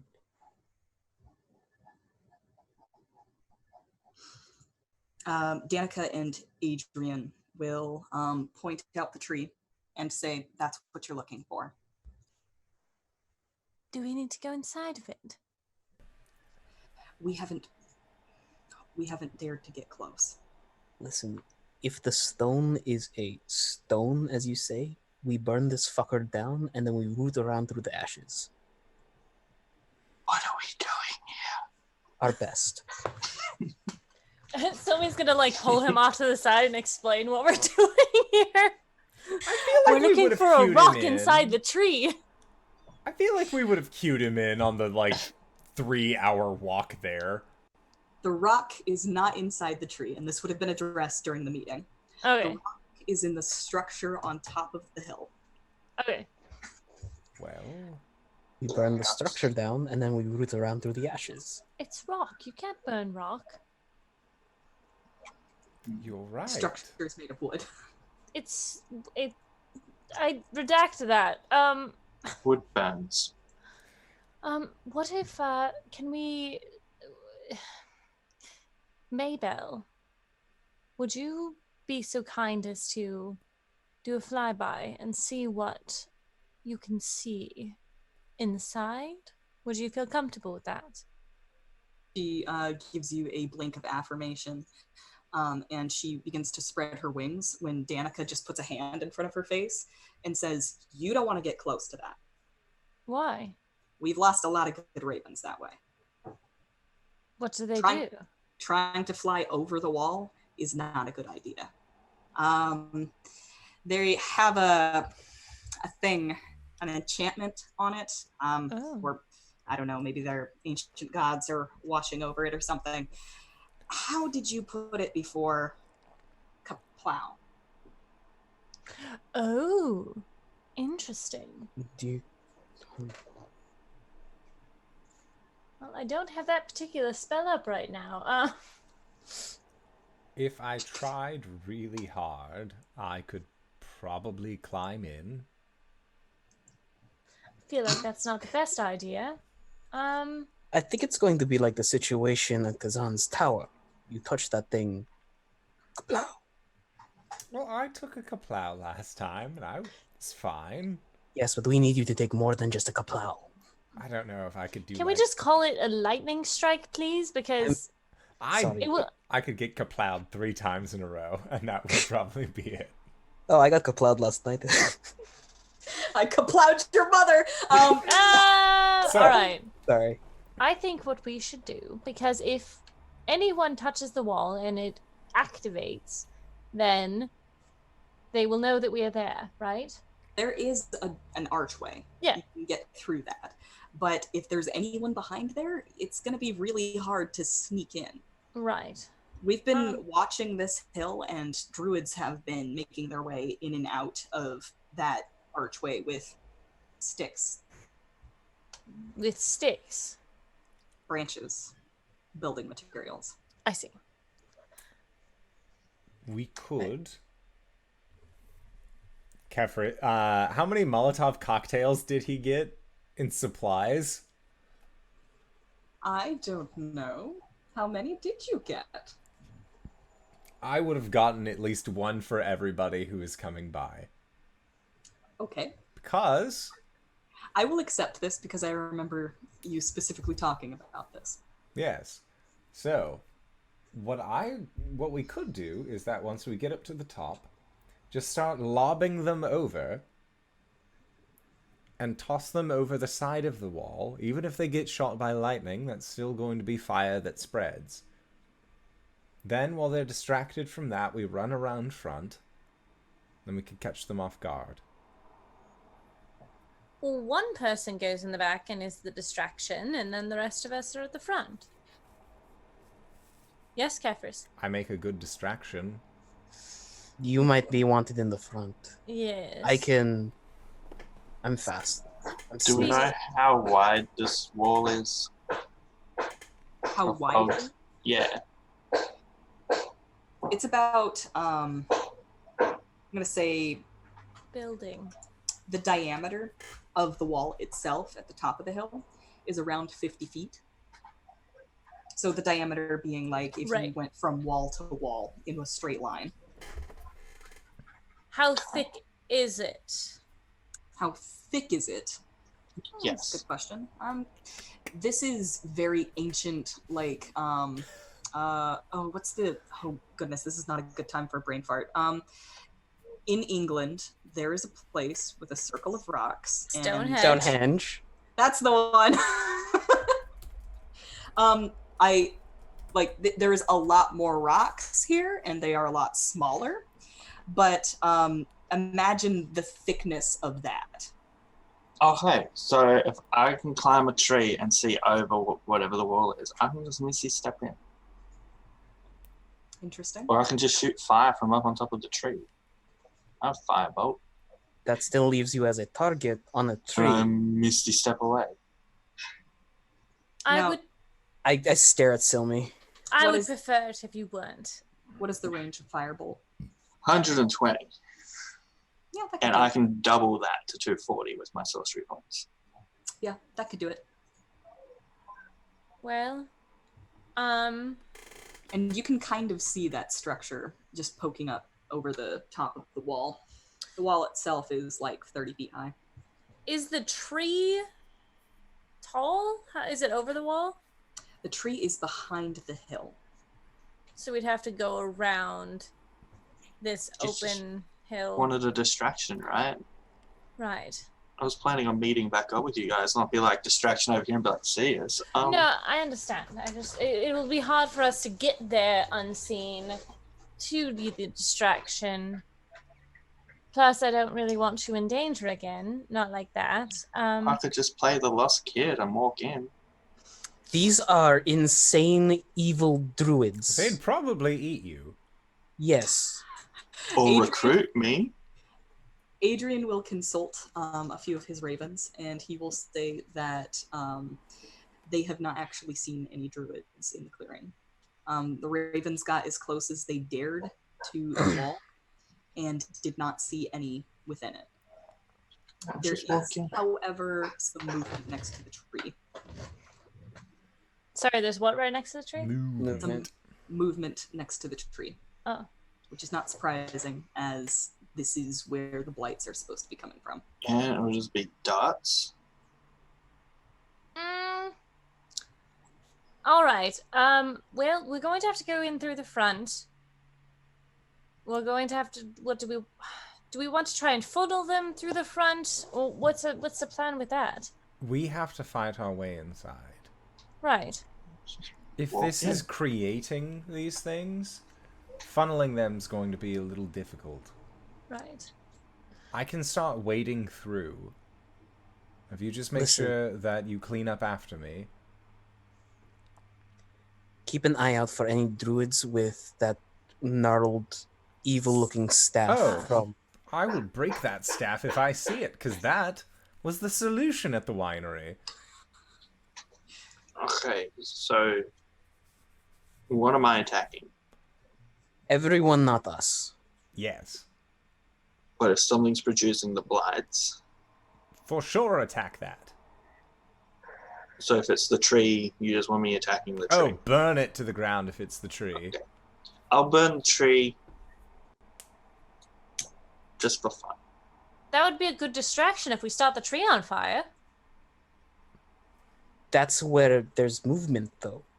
If you Oh, want yes. to send Leo over there to... No. I can shoot from range, I can do it. All right. How about you both do it? and you keep us alive. Yes. Yes. Okay, we got a plan. Let's go. Before they enter, Bartholomew is going to... No, he doesn't cut himself. It's just his short sword and his dagger with electricity. It's a bit, All right. bit extreme. When you just walking in, you're going to cut yourself. Okay. Crazy. So, from what I hear, the plan is that Bartholomew and Kefris are going in first. And Leo and Silme are going to be backing you up. Yes. All right. How far behind do you guys walk? 30 feet. 40 feet. We don't want to get so far out of range that you can't get to help us. 40 Yes. feet's fine. 40 feet's fine. Okay. Okay. So, you're going to kind of like circumnavigate the bottom of the hill to make your way towards the tree, yes? Yes. All right. Sorry, I am gonna say that if we get close enough and there's just like a shit ton of blights there, somebody's gonna speak up. Makes sense. As you are making your way around the hill, you'll at some point see like perhaps just a stray bat fly over the wall and just get absolutely annihilated by a bolt of lightning. Just kind of like a bug hitting a bug zapper. It's just like, and it, like a small body just to the ground. And like it is loud. It probably startles everyone. As you are just like that, as you are making your way around the hill, Kefris, you hear a strange kind of nagging hum at the back of your head. Okay. It sounds a little bit like chanting, but you can tell that it's not hitting your ears. It is definitely just in your head. Okay. And you are all just kind of like creeping past grave after grave after grave, just these mounds of dark rocks.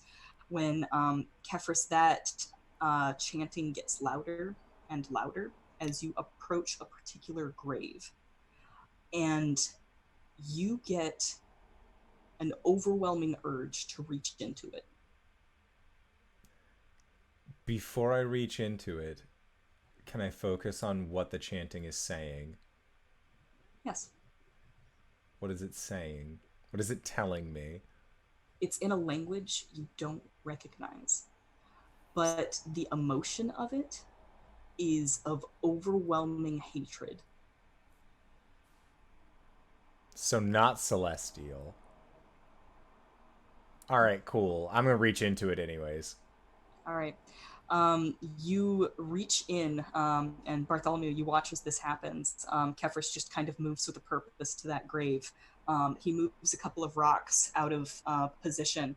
And Kefris, you see inside a moldy skeleton clutching a spear. And as soon as you lay eyes on that spear, you get a sudden wash of emotions and sensations. You recall the life of a man who lived by blood and violence. He ruled the people with an iron fist, but and he slept during the day and hunted during the night. He drank the blood of his enemies until one day he was felled by a woman in dark armor with raven black hair. And he has overwhelming hatred and a desire for vengeance for this woman. And you know without a doubt that it's Strahd. And as this, like, quite frankly, cacophony of sensation finishes, you realize that you're holding the spear. If it's all right, visually for my friends, I feel like Kefris would have entered into a rage state during that, of like washing over with this sense of hatred. Absolutely. Kefris. He comes back to Silme halfway through a rant about, and you're not, are you crazy? You don't pick up things. Are you just, you can't touch, what if it's magical? There's something in a grave. Are you okay? That looks wicked.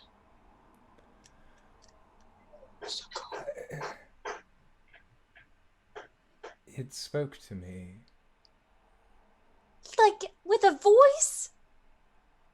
With a lifetime. Is it speaking to you now? This belonged... motions towards the skeleton. They want nothing more than to achieve the same goal that we have.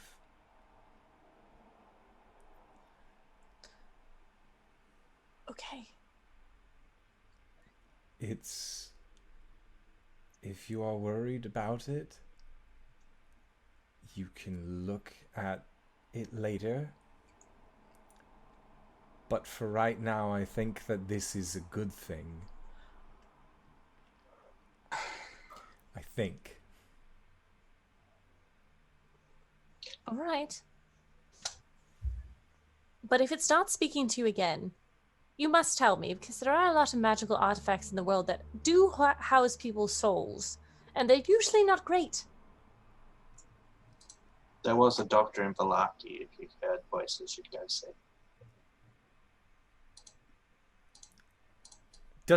How does it feel when I'm holding this? It's a spear? Yes, it is Okay. a spear. Well, I can probably describe it a little better than that. It has a long shaft of very hard and heavy wood, and this wood is quite dark. At the end of the spear, it has a very pointy, roughly hewn stone that is sharpened to an almost impossibly sharp point. This stone is also dark, and it is kind of held to the spear with some frayed, old-looking hide bindings that kind of hang off of it and have different beads made out of bone and rocks. And as you're just kind of examining this spear, you swear that you could see blood at the end of it for a brief moment, and then you blink and it's gone.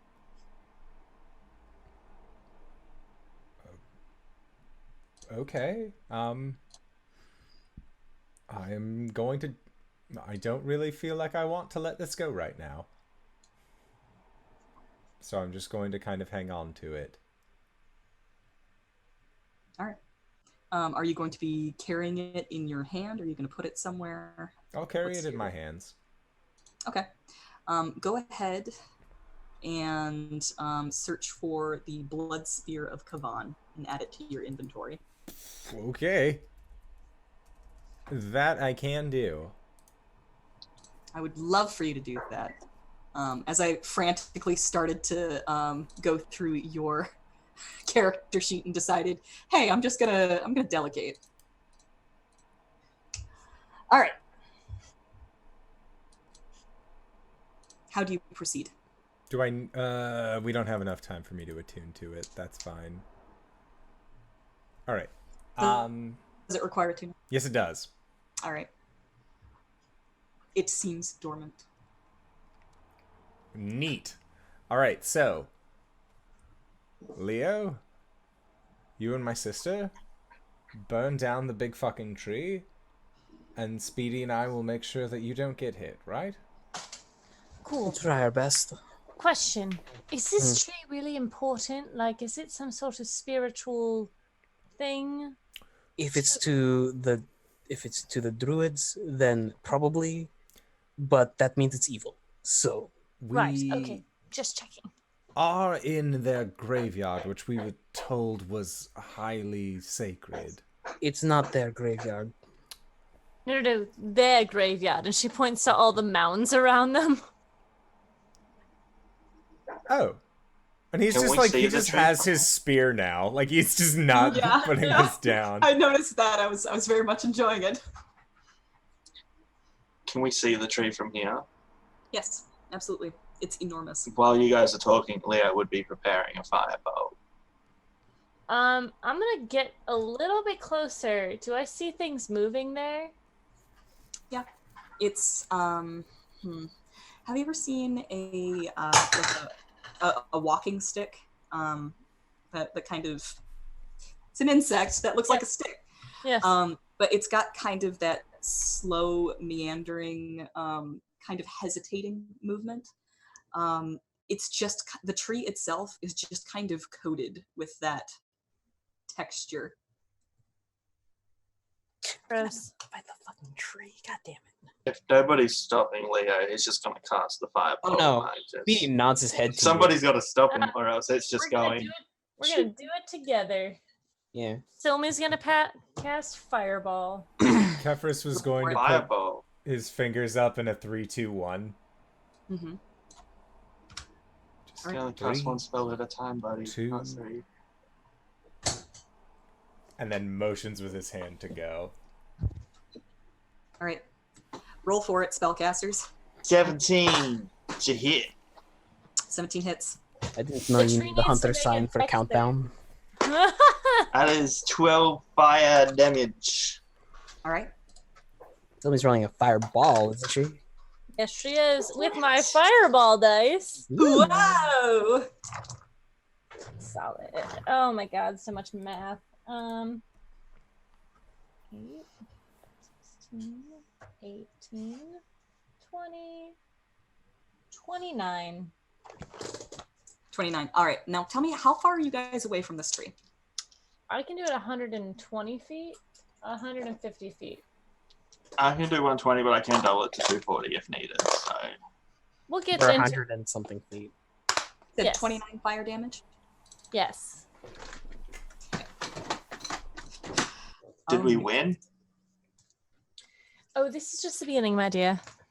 We won D&D. So a tiny little firebolt pew, comes from sorry, I looked at Barry and I tried to say Bartholomew. Comes from Leo's finger. And then Silme like forms a ball of fire and then just and it goes rocketing across the hillside. And I'm sorry, how far away did you guys say you were? Minimum 120. 120. All right. Cool. And so the tree is engulfed with flames, and you swear you can hear it scream. It is an unhuman sound that just kind of sounds like if you took a bunch of wet sticks and twisted them, and they all started snapping. And this thing, I'm pretty sure a fireball and firebolt would both set it aflame. Yes. Yes. All right. So tell me how much that does per round, just for future reference. I usually fire does 1d6, like if you're on fire, but there's no like mechanic in this that says like they take this much damage after that. Yeah, it just says that it's set aflame. Instant. Yeah. All right. I'm gonna say it's gonna take an ongoing d6 of fire damage unless it is put out. So Leo's got this amazing grin on his face at the sound of the screaming of that tree. That is cool. You can see the very bark of this tree begins to peel itself off of it and fall to the ground, all in flames. Just these small humanoid shapes, just kind of squealing and sprinting in the direction that the flames came from.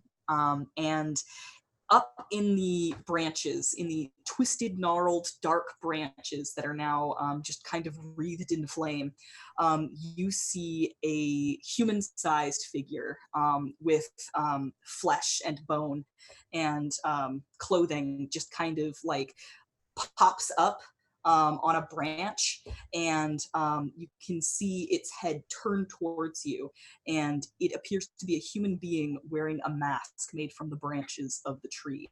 And that person will point at you guys, and the entire tree begins to slough off branches as it begins to mount a defense. I need everyone to roll initiative.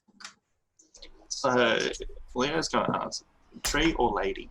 Why are we attacking the tree again?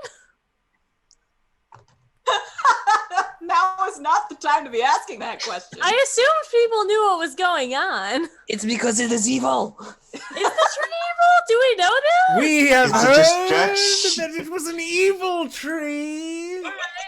I was told it was to distract them. You could have made some. It's where the blights are coming from, and the blights are bad. We've Okay. established this. All right, Speedy, what is your roll? 21. Player me knows it's fucking bad. So, It's quite bad. Kefris. Knights in the Courtyard. I got a 20 total. Nice. All right. Silme. 16. All right. Leo. Leo rolled a 20, so that is a 23. Woo! Silme still Leo didn't that. roll that on an attack. Alrighty. So this is going to be a fairly involved combat. You'll remember that I was nervous last time. I ran blights, and that is not a... I am nervous this time, but I will do my best, and I hope you guys bear with me as I deal with 3 different stat blocks and a whole mess of boyos. So, Yep. at the top of the round, it's going to be Leo, and you can see just an army of plant creatures, all in flame, running towards you. Quick look at the other people, tree or people? People. People. Okay, so where I can hit the most and is the big person on the ground or still up in the tree? Up in the tree. Up in the tree. Okay, so where I can hit the most of the little stick figures running at me, just so I don't get shown off by Silme, I'm also going to cast Survival. So, what's that, 20-foot radius, diameter, whatever? Wherever I can hit the most people. All right, go for That's a dex save of 14 for it. All right, here we go. You said it's a radius of 20? Yes. Holy butts. All right, let me see how many I can fit into there. Use guys. And use guys. 5, 10, 15. Yeah, radius. So that means half of it. 40 Yeah, diameter. 40 feet wide. Yep. 5, 10, 15, 20. Holy butts. And that's... Yeah, okay. I'm on board for that. I'm going to have all of the little tiny fuckers who are running out in front go ahead and roll for that. So I'm gonna need you to go ahead and make a roll for each one. Huh? I said you're gonna have to roll for each individual blight. Do you know how many rolls that's going to be in I a know. 20-foot circle? I'm sorry, it's a 40-foot circle, 20-foot Oh. radius. One group got a nat 20. One guy got a 5. One guy got a 9. One guy got a 7. Okay, I'm just going to keep track of what am I aiming for here? 14. 14. All right, so I will tell you whether or not they succeed or fail. Do they take half on your spell if they succeed? Roll for damage. Please do. I have. That took me a while because I got one die, but I did. Success, failure. How much do they take on a success?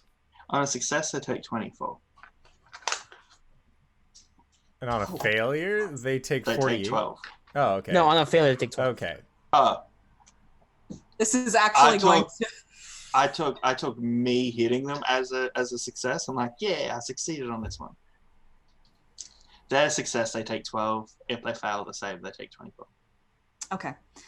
This is actually going to expedite a lot of this.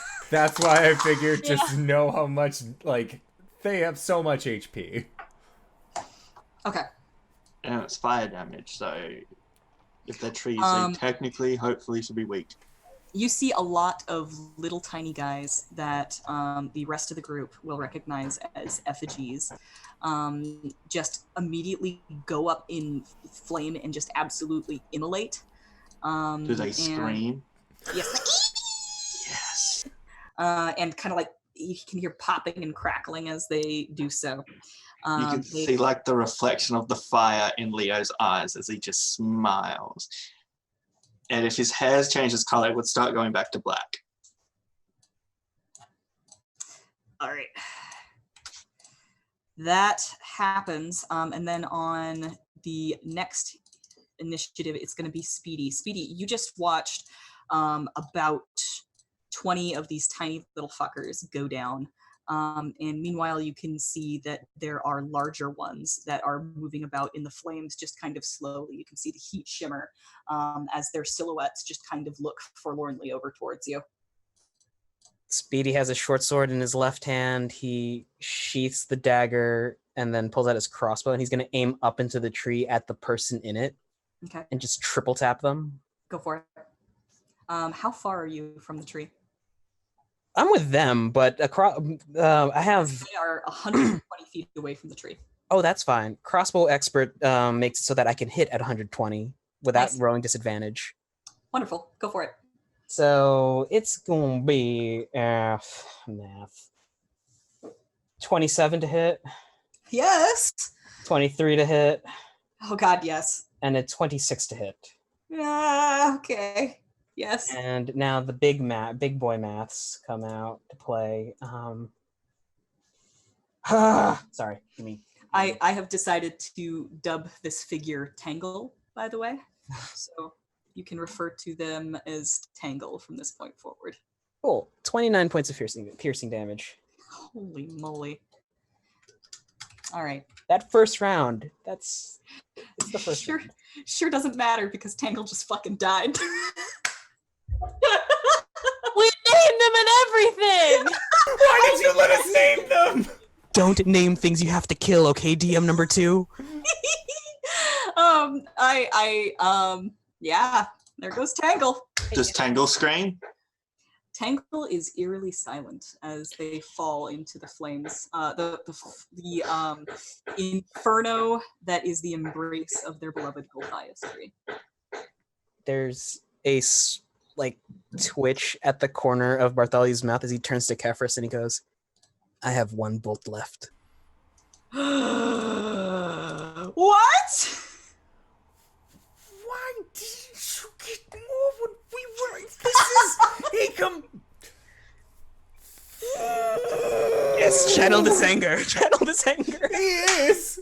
I'm fucking dying. You guys are insane. Okay. Wonderful. Excellent.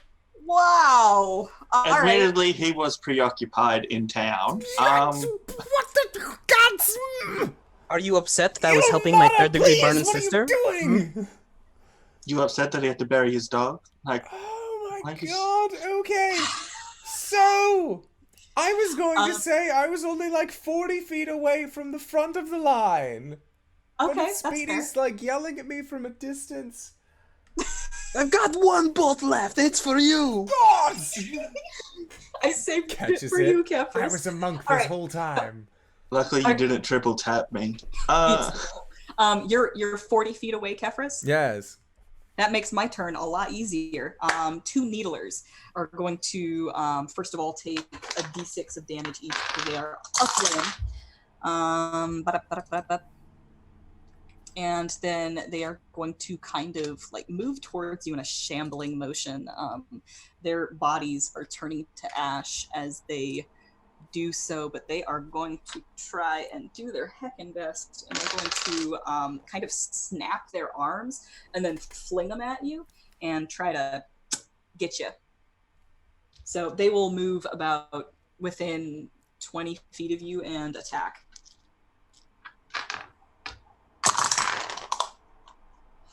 All right, does a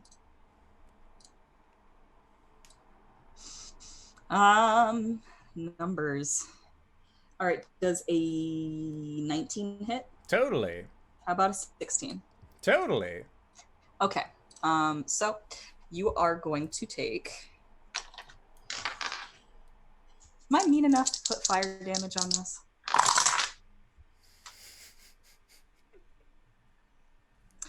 That's a you're good going. question. That is a good question. You're going to take 12 piercing damage on the first one, and 7 piercing damage on the second one. I'm not raging yet, so that actually hurts.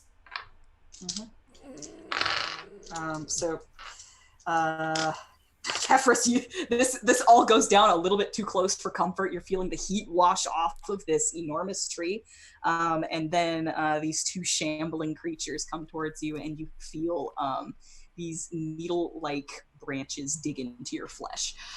Next in the initiative, it's you. Conveniently enough. Okay, that's cool.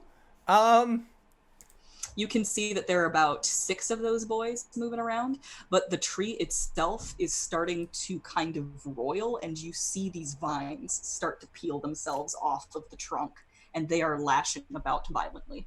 I am going to rage. And then I am going to basically replace the spear where my maul is and just kind of do a quick swap. And then I am going to, if I can, rush through the flames to then start attacking the tree directly. All right. Go for it. Absolutely. Okay. Give me a dexterity save to get through the flames without taking damage. Sweet deal. That is a 17. All right, you're good. Okay. All right. So, reckless attack. Recklessly attacking. Okay. It's cocked. Does a 14 hit? A 14 does not hit the tree. Fuck, that's a big tree. Okay. Second attack. You're using your maul, right? Yes. Okay. Natural 20. Okay, that definitely hits. Good. Good, good, good. That's the good. So, that is a total of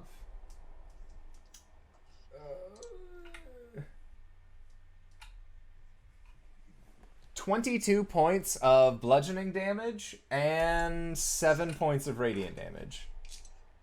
Okay. And then smash into its roots to try and hit a point where it's it will have like a tilt to it if possible. All right, the tree itself? Yeah, I want to try and fall it eventually, but it's difficult because I don't have an axe. I have a maul. I see. I need to give you a better idea of the size of this tree. Oh no, it's I am just hitting it like I would try to fall it. I know that it is much too large. Okay. As a player, I am aware of the size of big ass tree.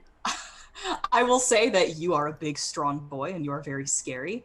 You are also using a blunt weapon, and this tree is thick enough around the trunk that if about 5 of you stood arm to arm, it would just barely, like, you know, fingertip to fingertip, you just barely make the circumference of it. Whilst you are doing this and thinking to yourself, I'm going to chop this tree down, you see at your feet there is a axe clutched in the hands of a skeleton that looks just right for the chopping. Why didn't I use this before? And it just furthers his rage. Excellent. Silme, it is now your turn. All right, I'm going to position myself in a way that I'm not going to hit any of my friends, and I'm going to use my Agonizar's Scorcher. You did it. I'm proud of you. Thanks. All right. What is I've been the range on practicing. that? You are 120 feet away. I'm going to run forward. It's 30 feet. So it's 30 feet away from me and then 30 feet in front of that. Okay. It is So a 30-foot line or cone. You are now 60 feet away from it. There are 2 needlers that are within range, but you are not close enough to get the tree itself. Oh no, I don't want to hit the tree. I want to hit the blights. I'm trying to crowd control here. I'm just saying, there's just 2 of them. You can go for it. Oh, sweet. Yeah. There are 4 more other by the tree. They need to make a dex save, please. They can do that. You're looking for a 14, my dear. All right. Well, both of them got 5 on the die. I don't think that's going to be quite enough. It is not, because it was a 6. All right, 14 damage. Fire damage for them, please. All right. Fucking dead. Solid. Absolutely immolated. You just watch them. There's nothing left. Like you would expect there to be like charred firewood left, but no, it just absolutely consumes every amount of fuel that there is. Silme like flips a dragon scale in her fingers, like puts it back in her pocket, looks at Leo and goes, Excellent. All right, so that was Silme. At this point, the Gulfias vine. Maybell is going to come down and I guess she's gonna harry one of the vines that seems to be coming for Kefris. She will do that. But first of all, they need to take damage.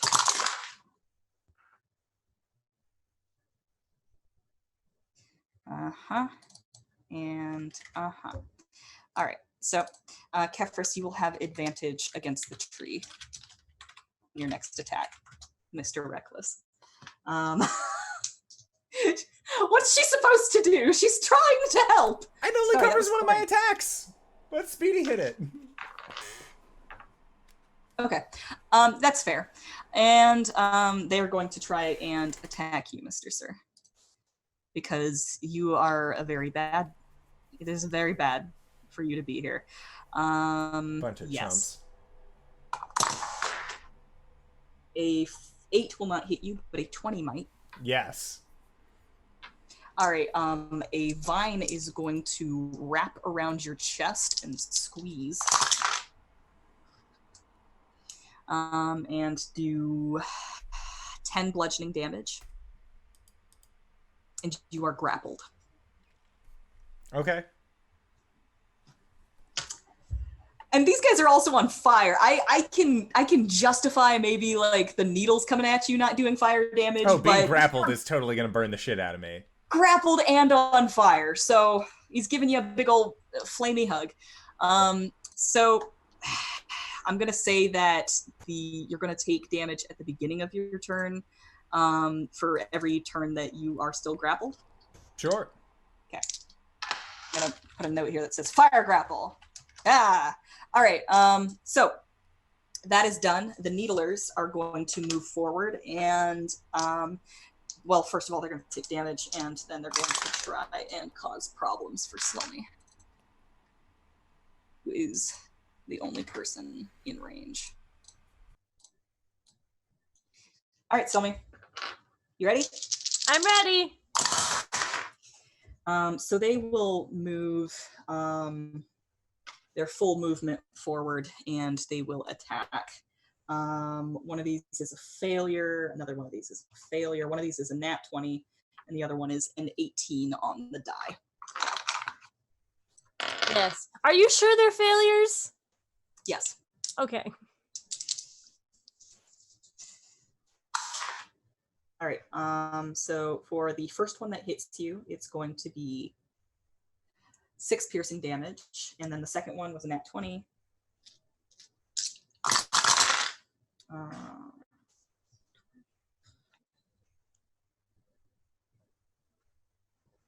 12 piercing damage. All right, so that's them. I'm down. No, I'm kidding. Almost. That's them. And one more vine is going to try and squeeze Kefris. How's about a 16, Mr. Sir? Oh yeah, that hits. All right, so technically 2 of these boys are grappling you now. Hot. This guy's going to do... I've seen this. I've seen enough hentai to know where this is going, and we are not going to make any more jokes like that. I've done it. We're done. We're done. I wasn't even going to. Wings, how dare! 11 bludgeoning damage. Okay. And you are grappled again. All right, so that is everybody. Leo, it is you at the top of the round. Okay, I'm just keeping an eye on this tree because it screams, so I'm going to do a level 2 chromatic orb at it. Okay. So I'll maybe move. you just get really hurt. I'm I'm keeping saying. an eye on this tree. So I've got to move within 90 feet of it. Even if that's right next to Silme on the ground, this tree is being bad. All right. No offense, Silme, but that tree's got tentacles. And this is with advantage, correct? Because of the bird? Or is, oh no, it's weapon attack. Or is it any attack? It is on the tree. It is the next attack against the tree. Okay. So that gives me what's that? 22. Nice. Yes, absolutely that hits the tree. Okay, and I will of course be making this fire damage because it's a tree. Okay. Oh wait, it's a D8, not a D6. 4 of them, so 5, 12, 18, 22. 22. All right. Holy butts. And these guys have vulnerabilities that does double damage. Gotta save my buddy Kefris. He's in trouble. You actually take down the 2 blights that are grappling him.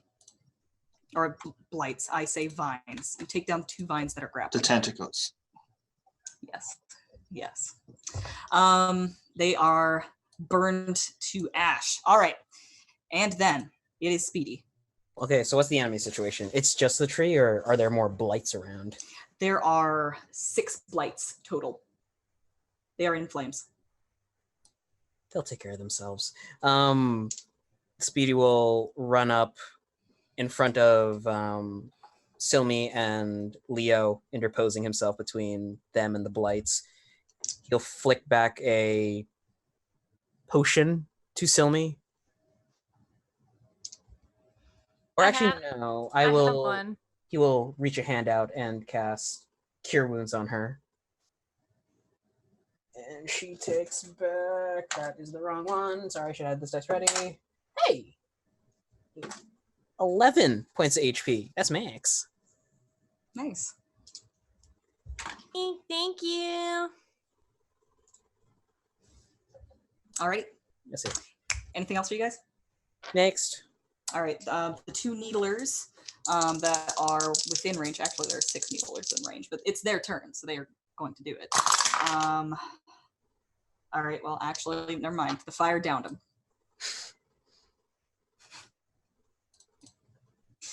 Why didn't I expect this? Kefris, it's your turn.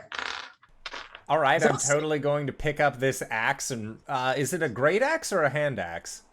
It is a great axe. Basically has the same stats as a longsword, so you can wield it two-handed and get a D10 on it. I thought a great axe was a D12. I guess it's not a war great axe. axe. A war axe is the versatile one. A great axe it's is the versatile D12. one. Okay. Whichever one that is. All right, I'm gonna pick it up and I'm gonna use it versatilely, and then just rear back and fucking Melancholy. smash at it. Love you, Wings. Love you. Just a few more minutes. It's fine. It's Okay. fine. So I need to add a war axe. Actually, go ahead and roll 2 of those good old. Wait, hold on. You aren't doing damage yet. Never mind. Don't worry about it. Is it close? It's close. Is it close? Oh, well, I can't find it just yet. So if it's a Just longsword, then I got a 23. 23 definitely hits. Go ahead and roll damage, but roll an extra die, as this axe gets an extra die against plants. Fucking Kefra's getting all the good shit. Today was a good day. I used it as a single attack because I don't have any fucking like shield or anything that I could use. So I get 2 d8s against You get it? 2 attacks, don't you? Yeah, I do, but I mean, like, I can't like 1 and 1. I have to. It's easier for me to use 2. So I get 2 of the weapon dice. Yes. Okay, cool. Cool. That's 2d10. That's pretty good. And I also go get for it. my d6 of radiant. Make it happen, bro. So that is 13 points of bludgeon or of slashing damage, and then 13 points of radiant. All right. And then attack number 2. Does a 16 hit? Yes, it does. Hit the damage again. Okay, so then that is going to be for 15 points of slashing damage. Nice. Kefris is absolutely losing his mind, cutting this tree down. You might even say that this thing is bloodied if it had blood. It has sap. That's like tree's blood. It has sap. All right, so on the tree's turn, it's going to try and grapple you again, boyo. That's a natural one. And on the needler's turns, they're going to take fire damage. And I'm going to give the tree fire damage as well because it completely forgot to do that. All right, So the needlers all fucking die. And I'm not just saying that because we're running up against the end of time, but yeah, they actually do. And all right, so that is resolved. Leo, it's you. I guess let's just fly about the tree. Get him. Get him. Get him. 14. 14 does not hit. Okay. Leo's done. Speedy. Zephyr Strike on self to get the bonus movement, and then he just huffs it all the way to the tree. All right. Yeah. He actually dropped his crossbow to pull out the dagger. Got it. Cool. That's D4, sorry. Does a 16 hit? 16 hits. Cool. Does a 18 will hit? 18 also hits. Cool. 1, 2, 3. Okay, so that is 6, 5, 9. Speedy's gonna fucking kill this tree. 20 points of slashing and piercing? Total? Yes. All right. Miraculously, Speedy does not kill this tree. Kefris, it's all you, buddy. Yes! This is what I have lived for this whole time! Using this axe! Watch him roll 2 nat 20s. I Or love not one. this. Did we miss Let's Silme attack. last time? Alright, so a 20. Oh yeah, did Silme go? No, she's the Scorcher. Kill me's after Kefris. Yeah. Last round. I got a 22. Yes. Alright, awesome. So that's really good. 2d10s, boyo. So that is 18 points of slashing damage and 3 points of radiant. All right. With one final chop, you are going to take him down. When I say him, I mean it. This is insane. You were really just kind of taking a chunk out of it with every chop. This final chop just goes through the rest of the trunk, like completely clean through. And you just like it bounces down onto the the stump, and then it slowly begins to fall. I need everybody within, I'm gonna say 60 feet of this bad boy to make me a dex check. That's just Kefferson. Is that everyone? No, Yeah. you guys were at 90. 90. Yeah, you guys 90 are pretty far out. 16. All right. 1. Oh, Bart. Natural No! 1. Oh, Bart. Ah! Ah! Oh, Bart. Just think if you just That's a shot lot that of one boat. dice. If you shot that one boat and stayed back, you'd be fine. Ooh, that is some ones, though. That's good. 86 points of damage. Yeah. Okay. 21 bludgeoning damage Ah, that's fine. as the tree falls on top of you. Oh wait, this is supposed to be lower. All right. Restore. The Gulthias tree is smoldering. What do you do? There's the structure that's nearby. The structure is on top of the hill. However, what you're looking for is supposed to be near the tree. Somebody's gonna start looking and making sure all the blights are dead. All right. Silme, you find a skeleton at the base of the tree. Ooh. Kefris had previously pulled an axe out of his hand, but you can infer that it was killed by blights.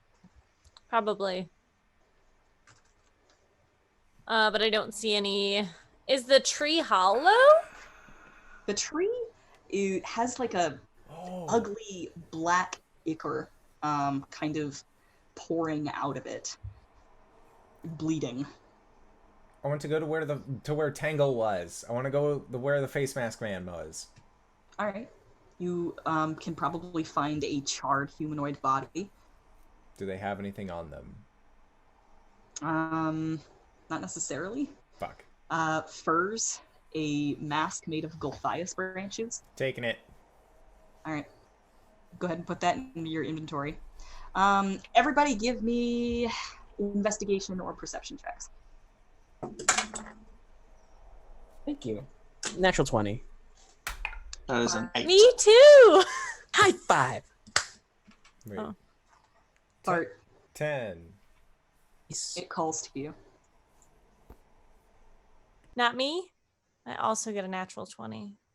You also get a natural 20. Sorry. You say, as you are kind of poking around the branches, hey, that skeleton looked like an adventurer. I think that maybe the skeleton has what we're looking for, because like it was an adventurer and it died here. It stands to reason that the artifact would be on the skeleton. Obviously. And you are exactly right. Solid. Meanwhile, Speedy, it calls to you. He will reach a hand down onto the skeleton to where the artifact is. Mm-hmm. Yank it out. All right, you pull out a dusty, broken hilt of a sword.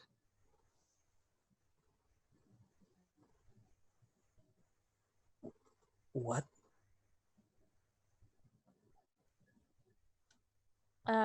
Speedy, look at it. Yeah, he'll try looking at it. It's Okay. just a broken sword. Kefris is going to walk up holding the axe and say, I think I found the artifact. Is there Such is there power. a gem? Is there a gem on the sword hilt? There is not, but I'm gonna double check real quick. Oh. I'd say no. It looks like it used to be nice. It was a very masterfully hewn silver blade at some point. Did you say that I have? There is a gem on it. I'm sorry. There is Is it yellow? it's a dim blue sapphire right in the hilt. This isn't what we're looking for. Did I find what we were looking for? With a nat 20, I think that you're pretty sure that that's exactly what you're looking for. No, we're also looking for the stone that the druids had. Yes. You're also looking for one of those. Okay. Oh, However, this you are pretty well convinced is the artifact. this From is it. Madame But- Ava's reading? Yes. Look at it. I know, it took down that tree with just No. like 3 swings. Kefris, no. Kefris. No. What? That's just a nice axe, all right? No, it's like really nice though. Yes, it's very nice. Kefris Kefris. does have a nice axe. Thank you. It's Especially when I strike this no. pose.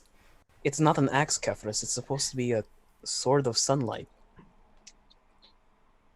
Evil tree grows atop a hill of graves where there's where the ancient dead sleep. The ravens can help you find it. Look for the treasure there. This must be it. No, Kefris, no. Oh. He just Speedy. sets it into his hilt. Bartholomew. You seem to be drawn to it. I don't know. I just had a feeling it was there. She puts her hand on his shoulder. It seems you do have a destiny. Now let's get out of here before we, incur the wrath of the druids. The stone. We have to get the Stone. stone. The stone, the stone, the stone. Leo's gonna call out Maybelle's name and be like, remember Isaac. I'm gonna cast Chromatic Orb level 2 at Maybelle. At Maybelle? Yeah. Why? What kind of save is that? That is an attack roll. Okay, go for it. And that is a 25. Yes, that definitely hits. Let's do acid damage because of Isaac. All right. Oh, wow. Oh, well, Silme. 23. All right. This white bird that's just kind of circling above you, she turns her head at Leo's voice, and that glob of acid flies through the air and absolutely beams her. And she plummets to the ground and immediately begins to sizzle. You see ruffled feathers on the earth, and then she just kind of poofs. There is a moment Speedy casts Zephyr Strike on himself, and he's on Leo with like the hilt raised, and he's just going to deck him. All right. It sounds like we need to roll initiative. We are I so was over hoping just like end the session. We are there. over time, but there are things to do. You just killed my sister's fiance.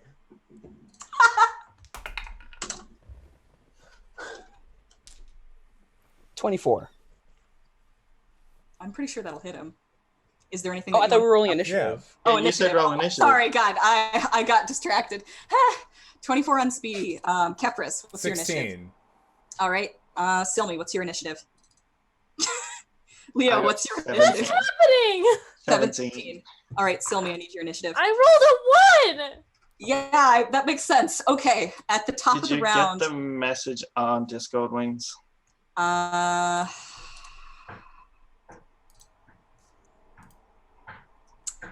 Okay. How far can you move with Zephyr Strike, Speedy? 60. 60? All right. Unfortunately, Leo was 90 feet away from you. I have one. I'll scoop up the crossbow from the ground, and I'm going to That's tap good. him. Okay. Let me. I need to set the scene a little bit. Leo is 90 feet away from you, and there is a dog that is about as large as those direwolves you saw, but it seems to be composed entirely of shadow. And it will turn, and you will see those unblinking white glowing eyes. And it is now your turn, Speedy. Motherfucker. Yeah. Just dash 60 feet. Scoop the crossbow up where I dropped it. I have one. All right, let's see it. 18. That's not the right one. If I shield and make it 18, does that stop it? Or does it... It's meter beat. So yes. Oh, okay. I'll just shield and just knock it to the side like nothing. No, It's I meter made it, though. beat, so yes, it would hit you. Sorry. Oh, you said me. Okay. Well then, I'll use a luck reroll. Please be nice. I'm going to take 2 more dice because that's natural 20. Can I use my last luck on that, or is it just one? Can you keep stacking luck like that? I think that's a reaction. I think you. I'm gonna roll 1 per turn. Yeah. Lucky, no action. Okay, 1 per turn, Mr. Fine. Crit me. I'm just gonna say 1 per turn. 4. Oh, God damn it. Sorry.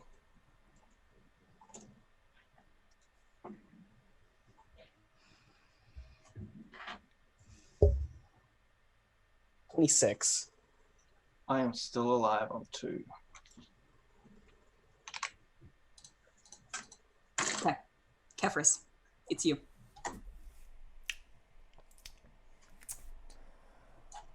I am going to rush forward and get within 10 feet of where Leo is.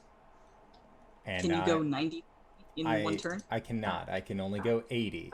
However, Okay. I just All right. got a spear, and I am going to recklessly throw it at Leo. Okay. Go for it. I would like to point out, although I am raging, this is subdual damage. Okay.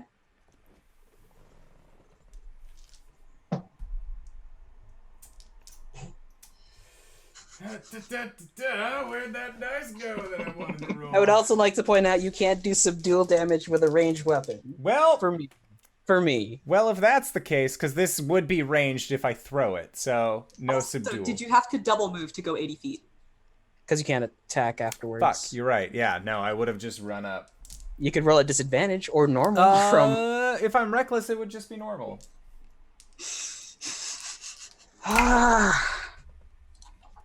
An 11 doesn't hit. So I just throw the spear. Oh, is it land next to me? Sure. All right. So next on the initiative, you hear a distant sound that begins to come closer. And Speedy, you hear this sound coming from the direction of that enormous fog wall where you saw the castle before. And it is the sound of hoofbeats. And it just goes...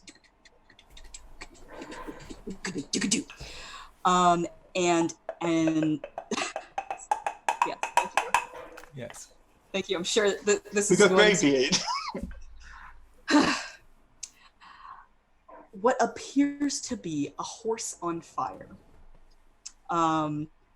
with someone with a flowing cape mounted on the back comes charging towards you.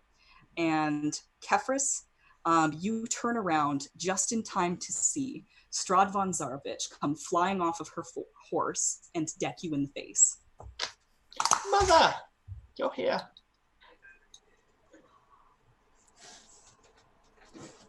All right. Does a 19 hit? Oh, totally. Okay. I mean, she had advantage, so Oh, just in case. so you're going to take 7 bludgeoning damage and...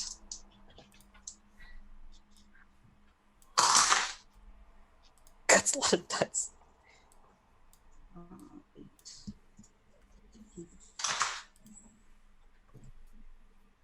24 necrotic damage. How do you feel now? Still mad. Are you still up? Oh, yeah. Okay, here comes the second attack. She has advantage, advantage. right? Yep. Okay. All right. That's going to be a 28 to hit, Totally hits. and you're going to take 6 So- bludgeoning damage, and That's a lot of dice. Fucking Tyler tuned in just for this bullshit. 23 necrotic damage. Goodbye, guys. Kefris drops. He's at 0. But I don't know how you rule this. Some games, there is the rule that if you go to 0 with necrotic damage, it is an insta-death. It's not necessarily, no. Okay. If it doesn't say that specifically, then no. It is a and it does variant not. rule, which is why I wanted to check. But yes, Kefris is at 0. Kefris is down. And this woman will just stand up, having decked Kefris twice, and then just kind of move the hair out of her face and turn around and put a hand out to Leo and say, "Well then, my son, it is time to go home." You want And the Silme. artifact, right? Silme, it's your turn. Silme got before me? Did I not give you a turn after Speedy? No, Kefris came up and threw a spear at me. Then let us resolve your turn now. Oh, my turn's just ready and attacking me like, oh, I will send darts to go get the artifact off whoever has that. Okay. And tell them how all far can darts go? darts. is amazing and can travel. Well, how far can a direwolf travel? 50 feet. Mm-hmm. So yeah, he can travel 50 feet into range to. How far are you from him, Speedy? You still have the hilt? I still have the hilt in one hand. I had scooped up my crossbow and shot him. So Got it. All right. And you So are that's- how far away from Leo right now? You can move 60, right? So you'd be 30 feet from me. right, yeah. No, I mean, I no. would try to move. You didn't have. You can move 6. Oh, because you He's Zephyr. Zephyr. I Zephyr striked. Yeah. Zephyr striked. So yes, darts can get to him. And Speedy will say, I mean, not Speedy, Leo will say, if anyone moves to hurt me or my mother or does not give the artifact over, I will kill Silme. And I will ready a spell. Okay. Go ahead and tell me what that spell is in Discord.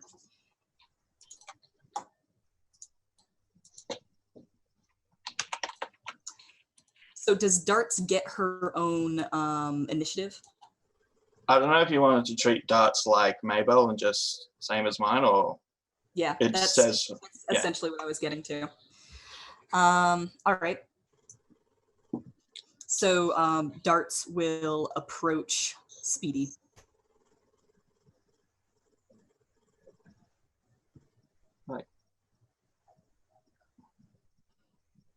How far is Leo from me? 30, right? 30. If you, do you want to make a reunion with your dog now, or do you want to wait?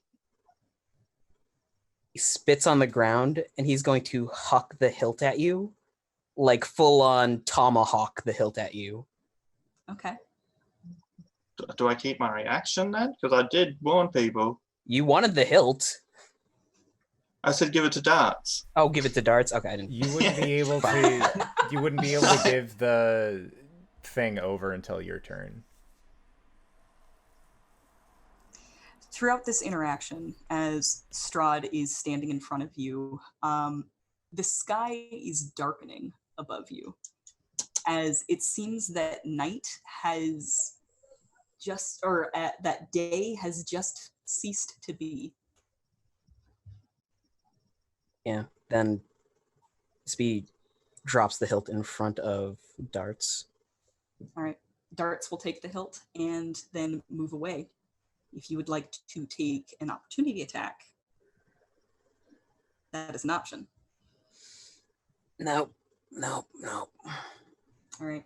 Restraint. Darts will approach Strahd and give her the hilt.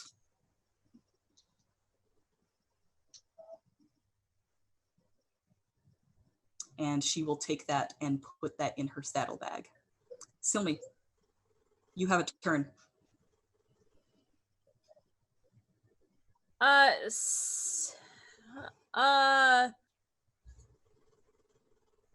Silme runs over to Kefris. I am Okay. right under Strahd's boot. I have pictured this whole time. Like, she's just like. Well, she went foot over to where onto him. Leo was, right? Nope, she stayed where she was. She told Leo it's time to go home. Silme's still running over to her brother. All right. Strahd will look down at you as you just kind of slide to your knees to attend to him. And she will say, "It's a shame that you have chosen this."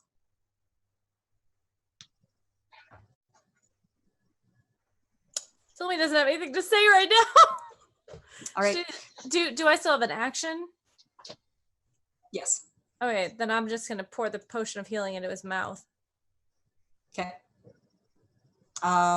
So Kefris, go ahead and roll for a potion of healing and take that much. It's I believe 4d4 plus 8, or is it plus 4? Was she using the greater or the regular? Oh, the greater. That's okay. the only one I have. The greater is the one that she has. I can't get rid of the regular.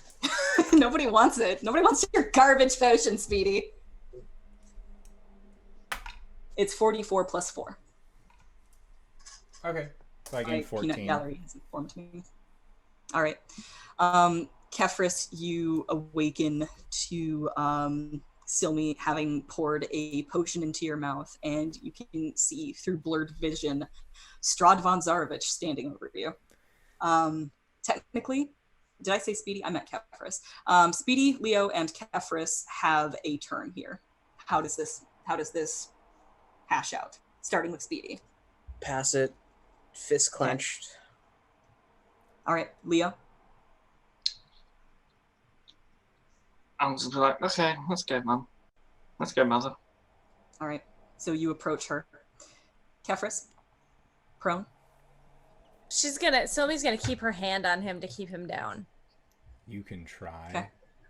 But if Kefris sees the sunblade or the hilt of the sword on Strahd's belt, he's grabbing for it.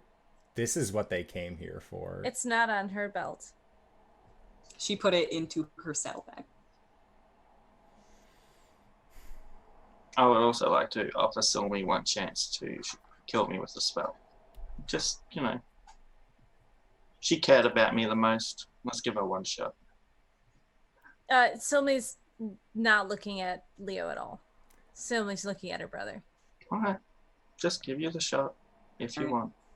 Kefris, if the sword is not in sight, do you still attempt something? If the sword's not in sight, I went down before it was returned. So I still think that Speedy has it. All right.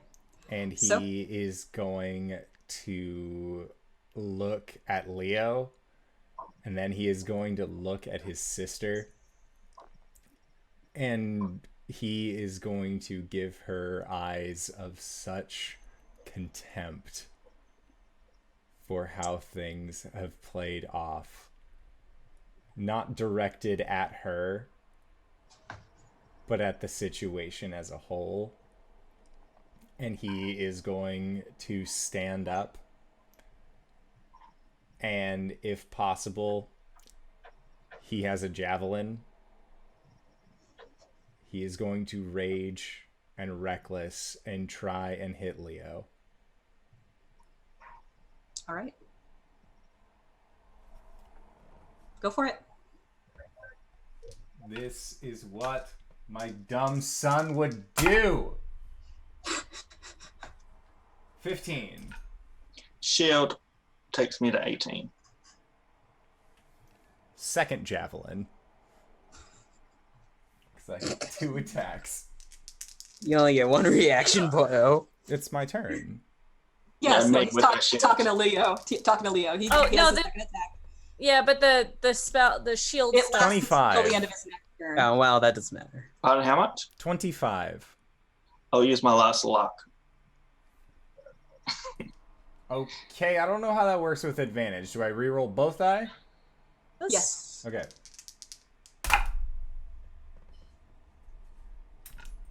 $24. Okay, you still hit me, Yes, I do. but it's still not over. So Yeah, you I can still are survive. going to be taking 9 points of piercing damage. And then 6 points of radiant damage. Wouldn't that be your second attack? As First one, long that's your as first it is one? the first attack that hits. The first one that hits. Yep. Well, Leo's down. I can't do Strength of the Grave because it was radiant. Even though technically the first lot of damage took me down. So I don't know how this is It's rolled. one hit. Oh, It's one It hit. is the singular javelin that deals Yeah. both damage types as Yeah. it enters. Yeah. So it's Kefris, then Leo, then Silme, right? No, Leo's gone. It's Kefris, then Strahd, then Silme. And Okay. Kefris is going to look at Strahd and just yell at her. All right.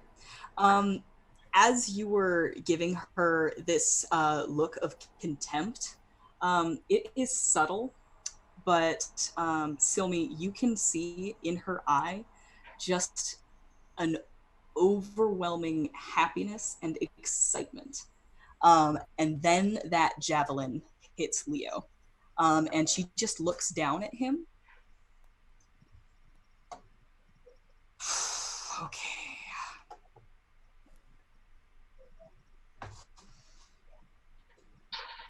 Which do I want to do?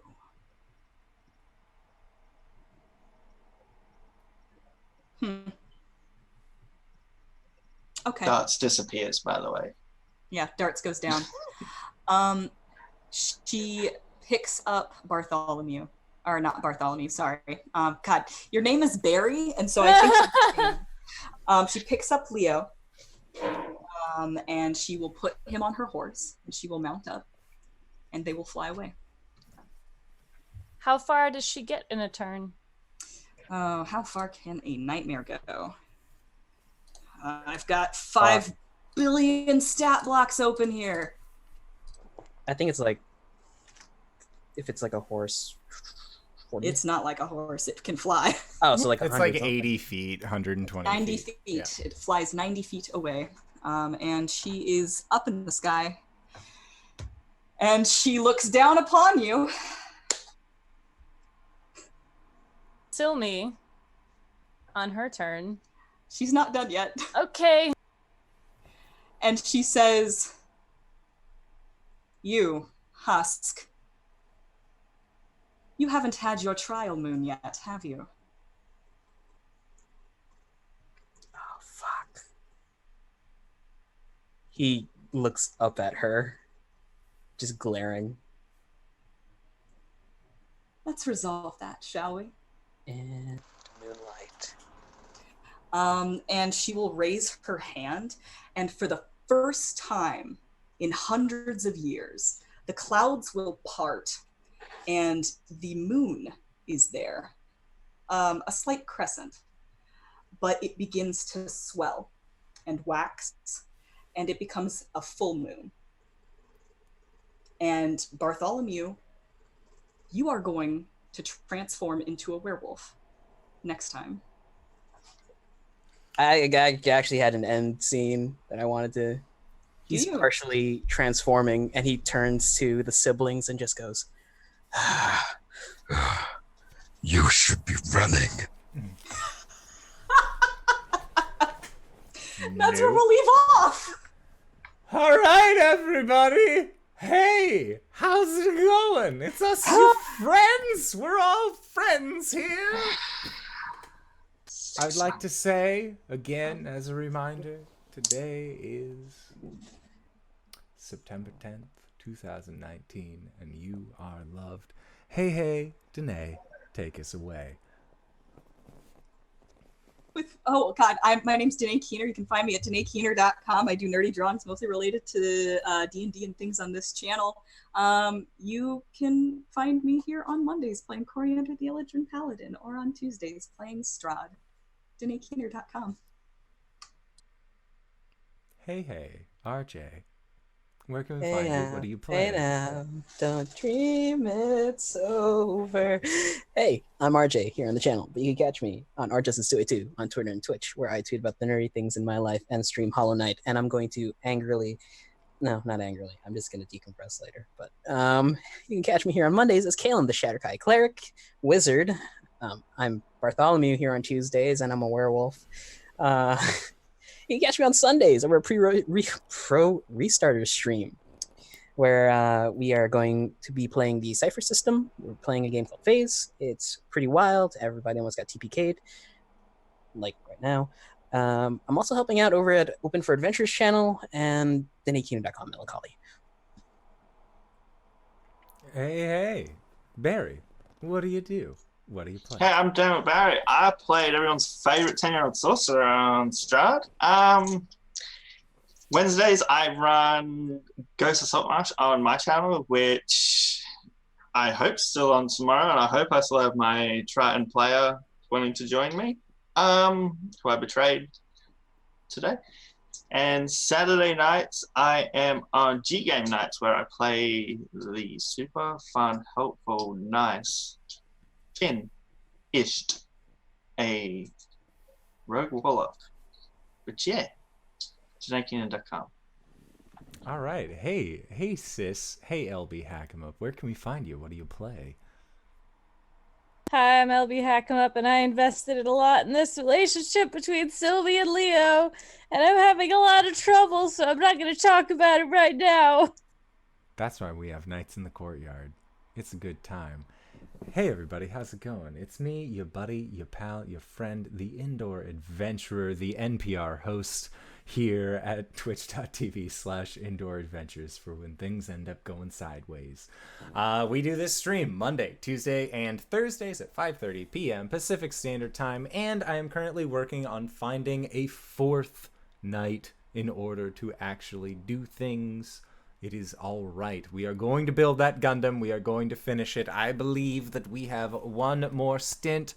Also, I'm looking forward to next week, especially because of all the goodies that we're going to be talking about in our after show called Nights in the Courtyard, the after show that we like to talk about things that happened in the game, questions that we might have for each other, questions that the community might have for us. All of those things can get answered at patreon.com/indoor adventures. But before we go, I have been informed that there's to be an after credits scene, a vignette as it were.